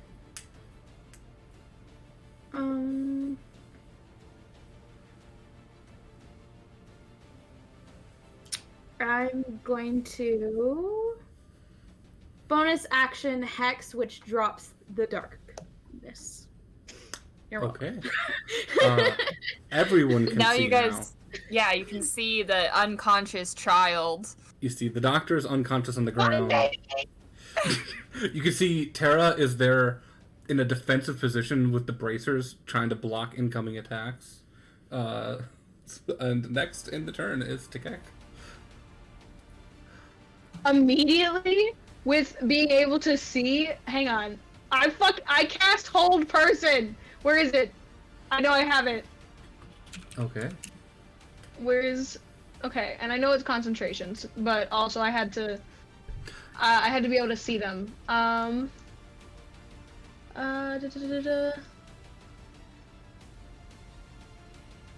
Okay. Yeah, just cast it here. Okay. I cast hold person, and So DC 14 wisdom save. yes. That's a 15 on the dice. Damn it! You see the effect trying to take a hold of her mind, but she just shrugs it off. You see she has this wild look in her eyes, and she's like, "Oh, you're a lot of fun." Oh God. I love her. Anything else? When I tell you I want a woman that will literally just kill me. I want a woman who will kill me. Okay, with bonus action, I cast healing word. Okay.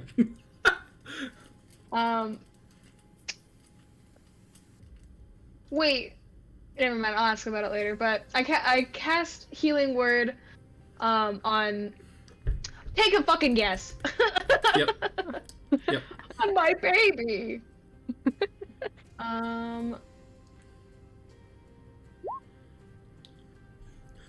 Doctor, you get 5 hit points and you are conscious, prone on the ground. Thank you. No problem. So, next up is Tara. She looks at all you. You are all so much fun. This is fucking terrifying. Let's keep going. And seeing you healing, we'll take a strike at you. Okay. First attack will miss. Second attack will hit with a 21. So you take 4 points of damage. No, wait, sorry. 9 points of damage. Third attack, she's going to flurry of blows. Second, third attack, go for 21 to hit. Oh. Okay. 13 points of damage, and I need you to roll roll a dexterity saving throw. Dexterity. Oh shit. Dexterity, and I just. Oh.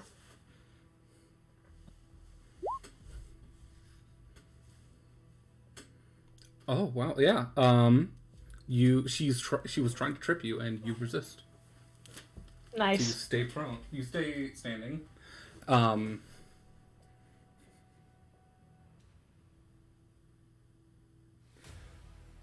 As she looks between the three targets in front of her, the doctor prone on the ground, Tekek, and Tempter.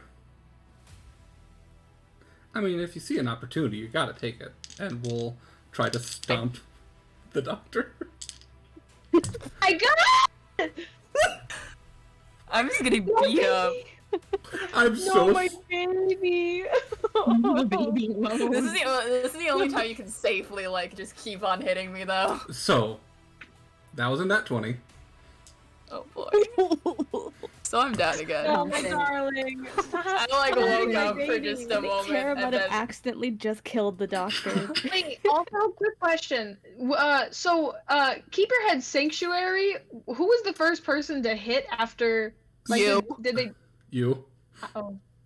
Well, then I would have had to. No, even against me, I would have had to. It would have had to been directed. Even if it's a spell, because there's a difference between a spell attack and a spell area of effect. Oh So- right, it. Never mind. Affects. Ah shit. Never mind. I was trying to help you. Okay. So. I'm trying to help out for once. Wait. Yes. Wait. I have a spell for this. Okay. I'm casting silvery barbs. Okay. So What is there a save on this? What? it just I happens. didn't set this up.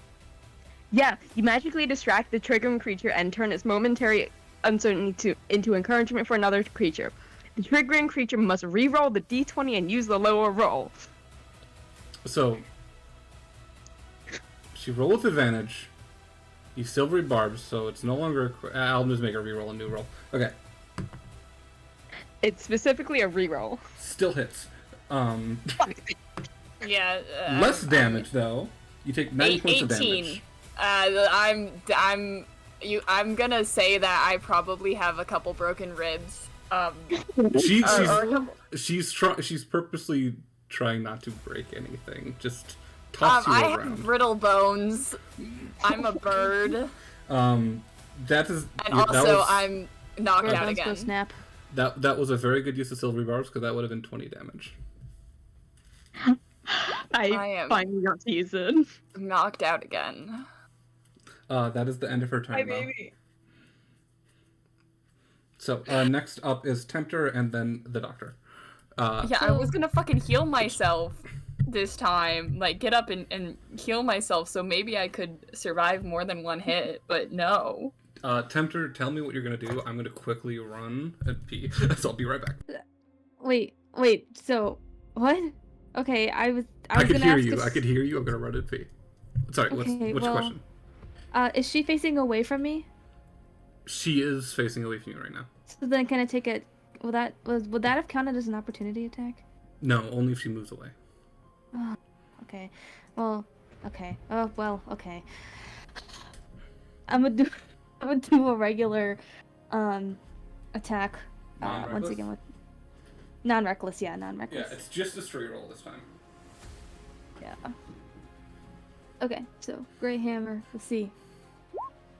Oh. Okay, well that's definitely not it. Gosh, that's a nat one. Okay. That's a net one. Hammer Okay, goes wide. Hammer goes wide. Yeah. Let's try this again. Okay, that definitely hits. That one does hit. Roll damage. Okay. Yeah. And I'm still enraged. That makes it a 13. Minus 13. Okay. You swing this hammer. It hits her directly in the shoulder, and you hear something crack. Anything else you do with your turn? Yeah. Is there anything else I can do? Do you have a bonus action? I don't know what I can do with it besides like walk away, which will give her an attack on me. Yeah, unless you want to re-up rage. I don't think there's much you can do right now. Well, I can't. My rage is still good since I hit her. Yeah, but so you're doing your normal rage. You can drop rage and then spectral rage if you want to. I don't want to do a spectral rage right Recently, now. did I just fight? Because I gotta shit, but I don't want to shit if I'm coming up real soon. You're at the end of initiative, so you have 1, 2, 3, 4 people before you.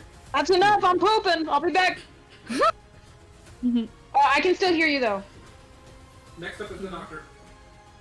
The doctor is unconscious. Cool. I assumed I hit her off you. She's still standing above the doctor, but her attention has been drawn. Okay. Next is Prar.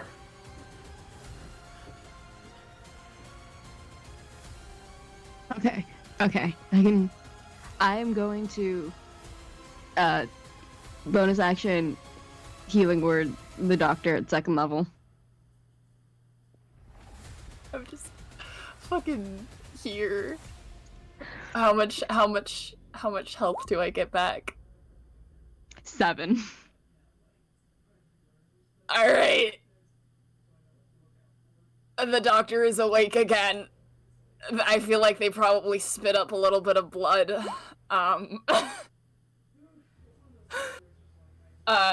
You could just see it coming out of the mask a little bit, but they're just like, thumbs up, I'm good. The doctor's having a day. The doctor's having a great time is what they're having. Oh my gosh. So, that was your bonus action. You still have an action, and you can see your enemy now.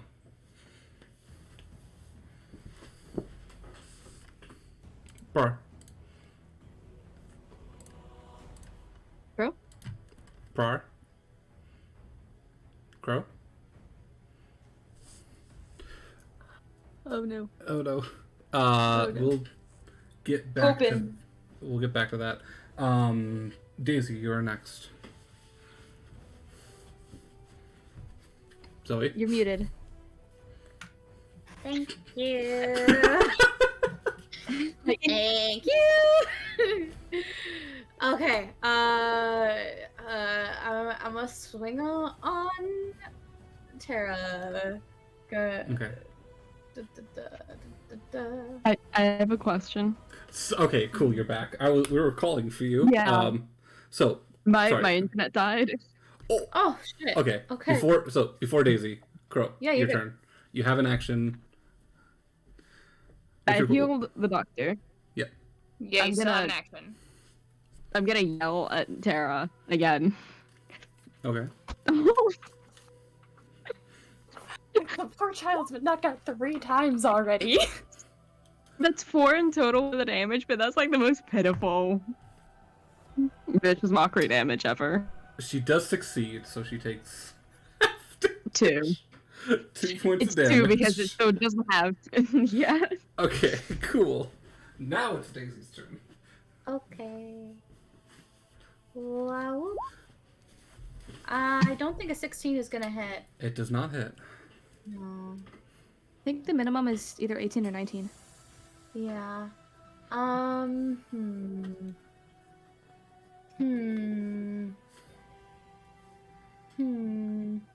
Oh, part of Silvery Barbs is you can take advantage away from so basically you take someone's roll and you give someone else advantage. So if you want, you can give Daisy advantage on this attack. Crow. Sure. Cool. Cool. Thank you. 19. 19 does hit. Yay. Cool. Or 18. But 18 still hits. We'll figure it out. You figure it out. It hits Yeah, either way. Her AC is 18. Okay. That's 14 slashing damage. Okay. And I have my Hexblade's Curse and my Hex on her. So my Hexblade Curse, that adds 3. Okay. Then 1d6. And yes, 1d6 of 6. That is 5.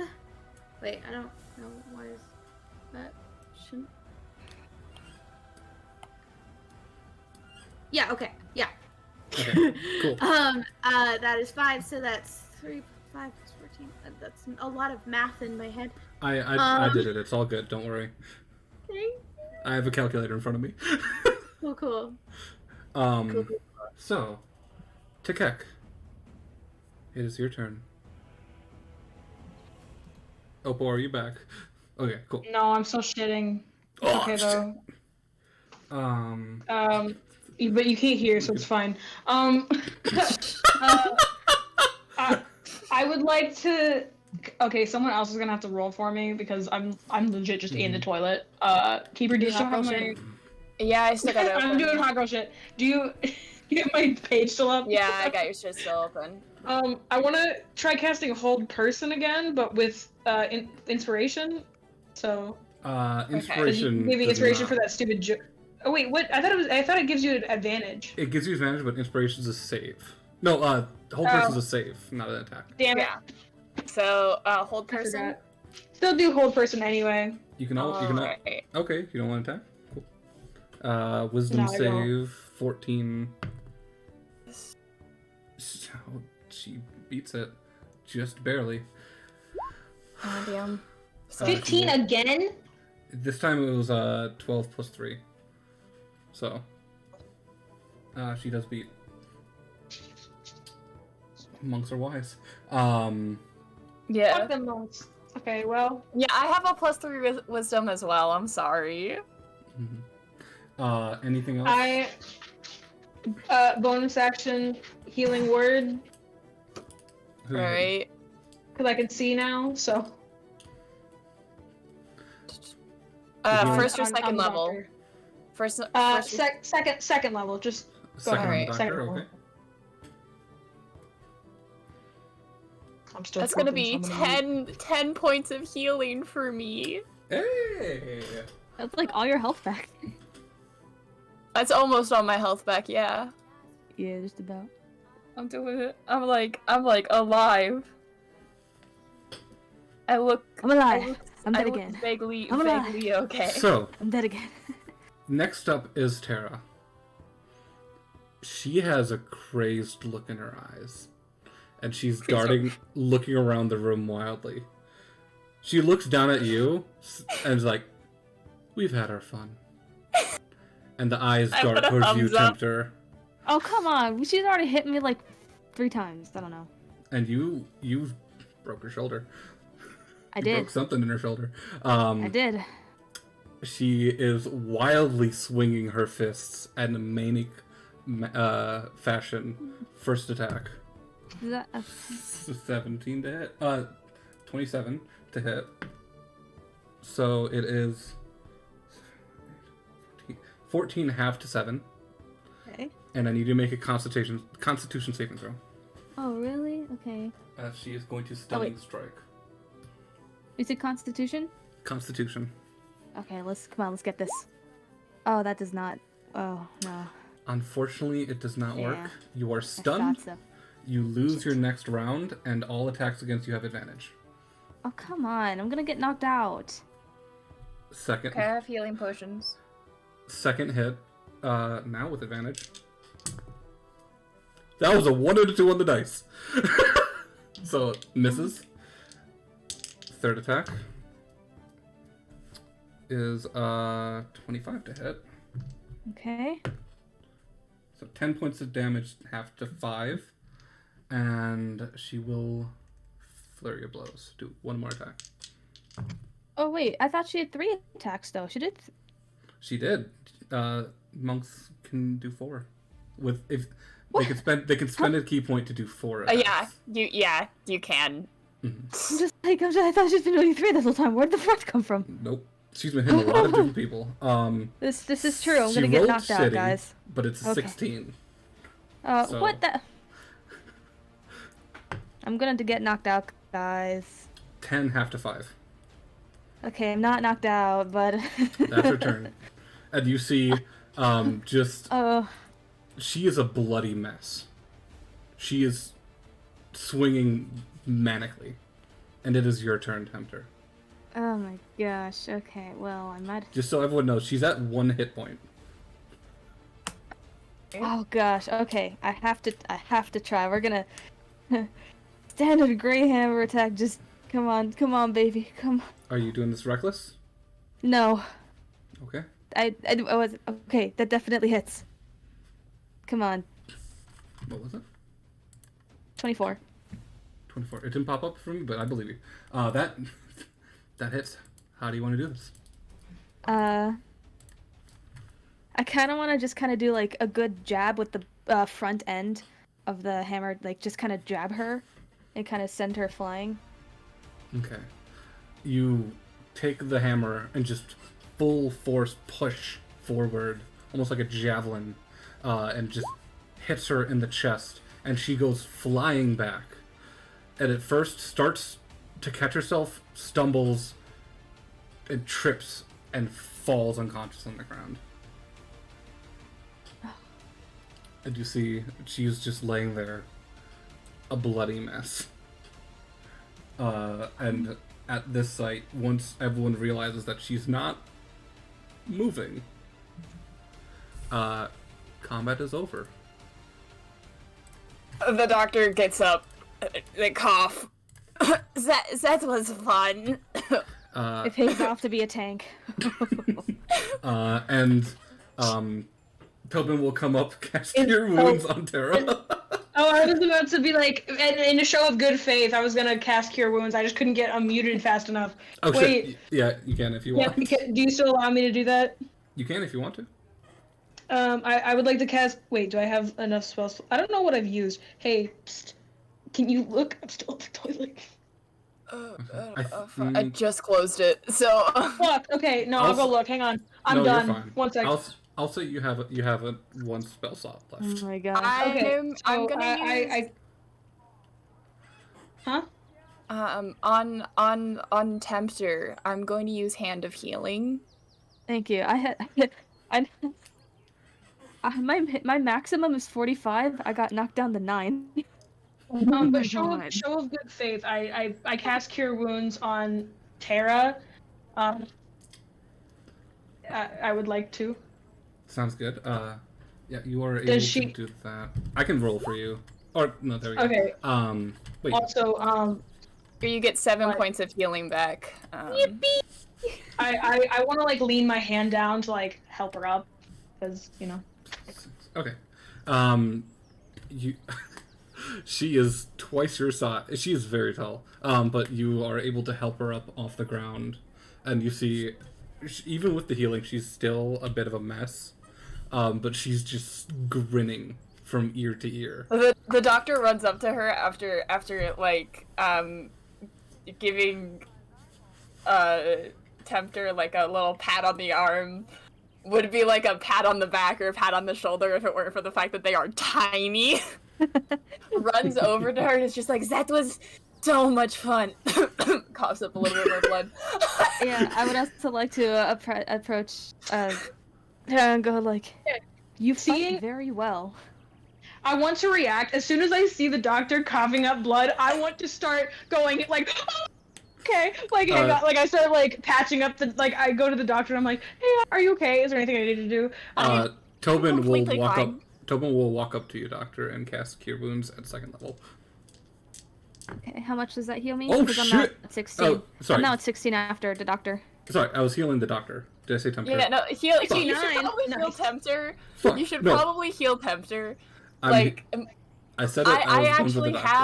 I actually have 17 of my 18 hit points. Okay, never mind. I currently have 16 of my 45, so... Cool. I was just knocked out so many times, I think it's funny. So, Tempter, you get the max healing on the dice, 16, you get 19 hit points. 19 hit points. Let's go. Okay, Mhm. now I gotta do math. What's 16 rolled- plus 19? Math. 16 plus 19, 25? No, 35. 35. There was some math going on there. I know what 16 plus 19 is. What is Sure. it? 21. Who else is low? Well, I'm actually low because I'm baby, but Yeah. I'm low by like, I've got 21 points out of my max 43. Yeah. Tobin would heal you too. Cure wounds. I love how you guys have like You get 12 half hit of points. your. I love how you How guys many? have 12? like half 12. of your hit points, and you still have more hit points than I do in total. Yeah. I genuinely thought I was gonna be knocked out in that final round. I'm like, oh shit, oh shit, oh shit. Yeah, Got knocked out after twice. Daisy, after your hit, your Hexblade Curse and your Hex damage, you left Terra at 1 hit point. Oh damn. Mm-hmm. Damn. I'm pretty sure I figured it all out. As to why it is a 9. We'll talk in a minute because we're Yes. about to end. Yes. Wait, I so, just. sorry. What's up? I want to note I generally step away from the group and I open my chest, pull out the little pouch I have, fiddle around to see if the thing that's in there is damaged, conclude it's not, and put it back. Terra will invite all of you for a round of drinks on her. Sick. And so this I do a thumbs up. this happened the 5th day. 6th day, you guys all take a long rest. You get all your hit points back. 6th day happens, and then it is the 7th day. You all awake in the morning with a message from Vaughn. And it just says, "We did it. Meet me in my office." Oh. Am I muted?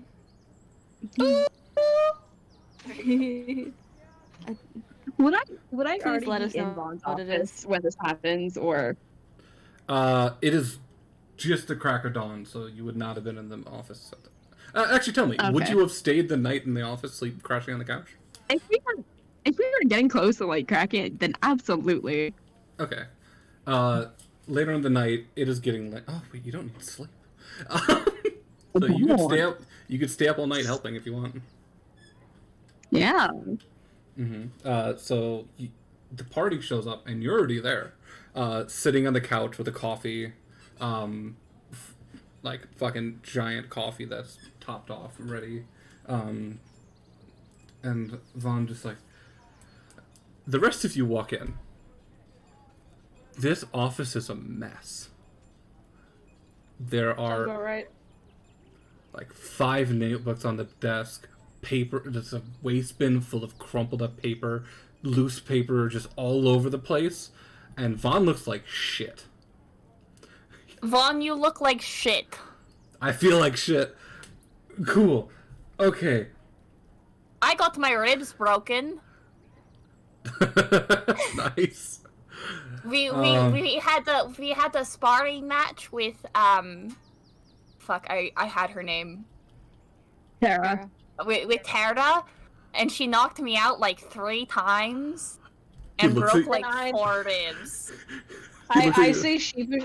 Oh, sorry. He looks at you and is like, "Oh, you poor soul."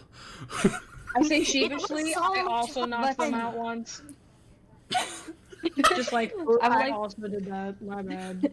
It was so much fun. I love. It reminded me of sparring matches with my uncle.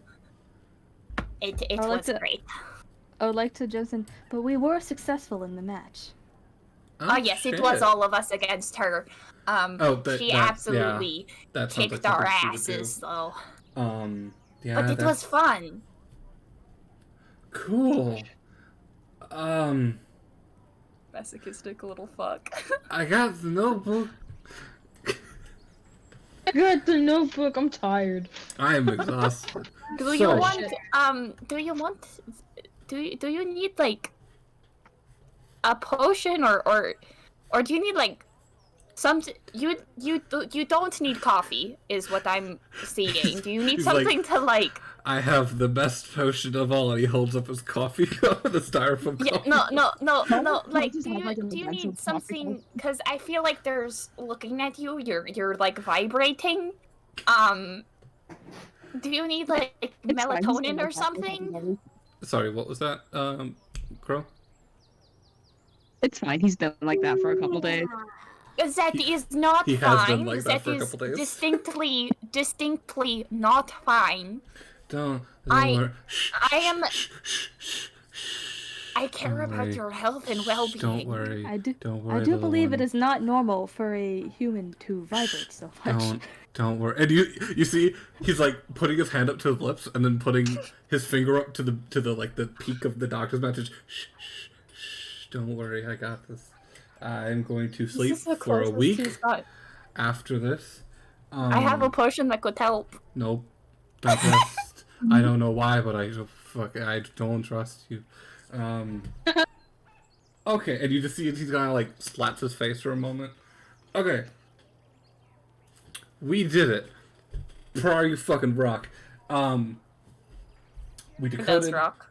the journal. He was into some fucking deep shit. Yeah, no, it sounds about right. Victor's journal. You know, I thought it would be the normal fucking criminal bullshit. This asshole was smuggling guns to the Goblin Army. Oh, shit. Bruh. Honestly, that's better than what I thought he was doing. Which wanted to be the Goblin King or something? No, in fact, it mentions a bit about, something called the Supreme Ruler of the Goblin Army. What? Is that our sounds baby EG? fake. You know that sound. Look at me. You Uh, know that sounds like incredibly fake, right? I don't barely. What? You used my sweet summer child. I'm older than you. I could kick your ass. You are a child. Fucking try me next week. I I'm believe gonna take a Vaughn might sleep. be slightly delusional from the lack of sleep. He takes the translated notebook and flips it around and pushes it towards you guys and is like, "There's a name. Ugh. There's a name that's mentioned a lot. Someone by the name of Varvuktar. That's a funky ass name. Apparently, he claims himself to be the supreme leader of the goblins. It still sounds fake. If I ever meet this man, I'm going to laugh in his face.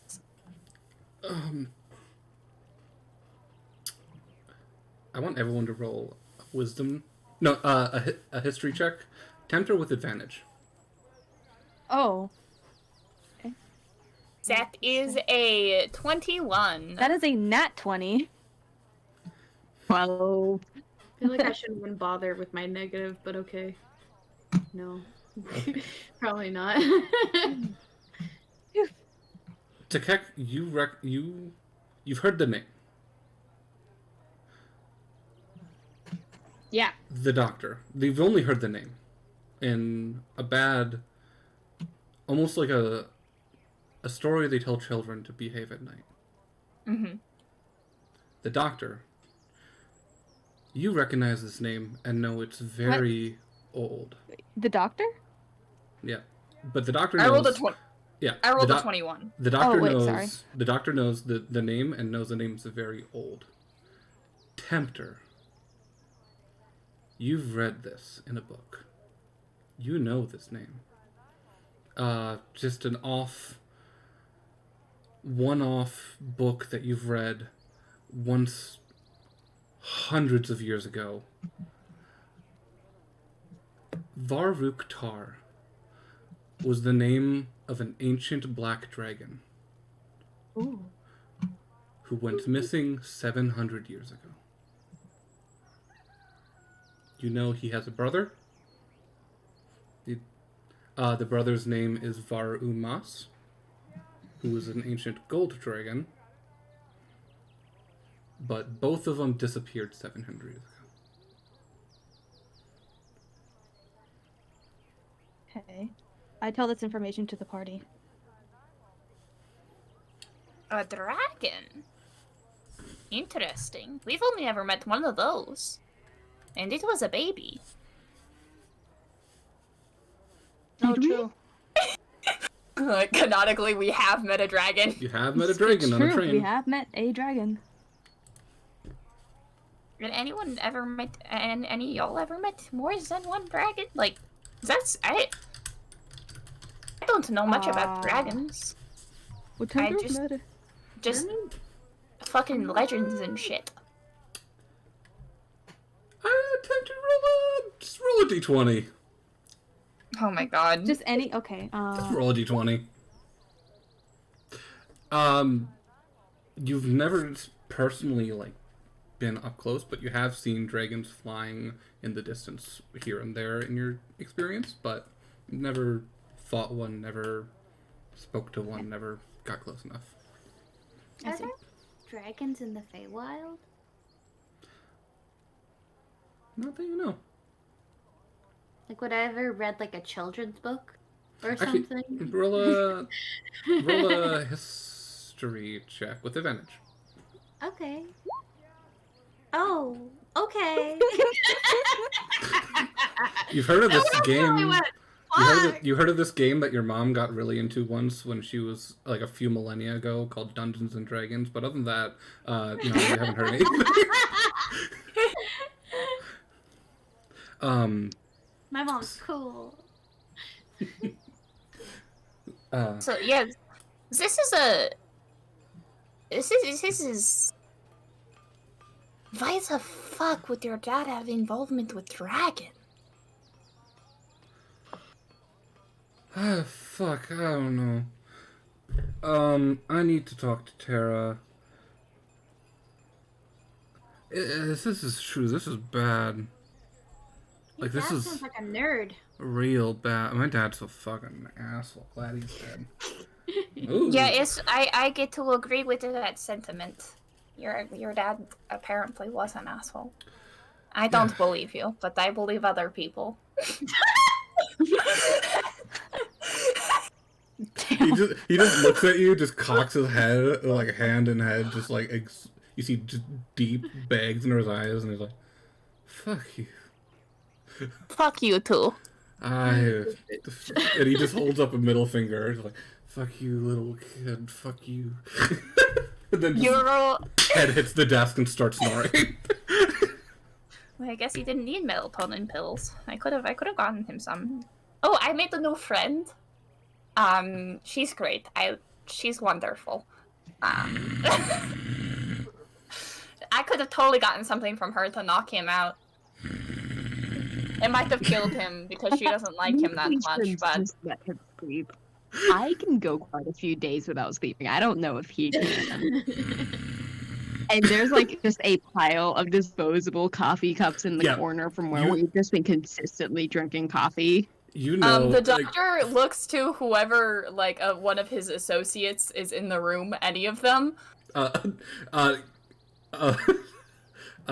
this point, Angel just walks into the room and is like, Yeah, no, what the they look fuck? to Angel and they're just like, don't let him anywhere near anything caffeinated or even sugared for the next 2 months.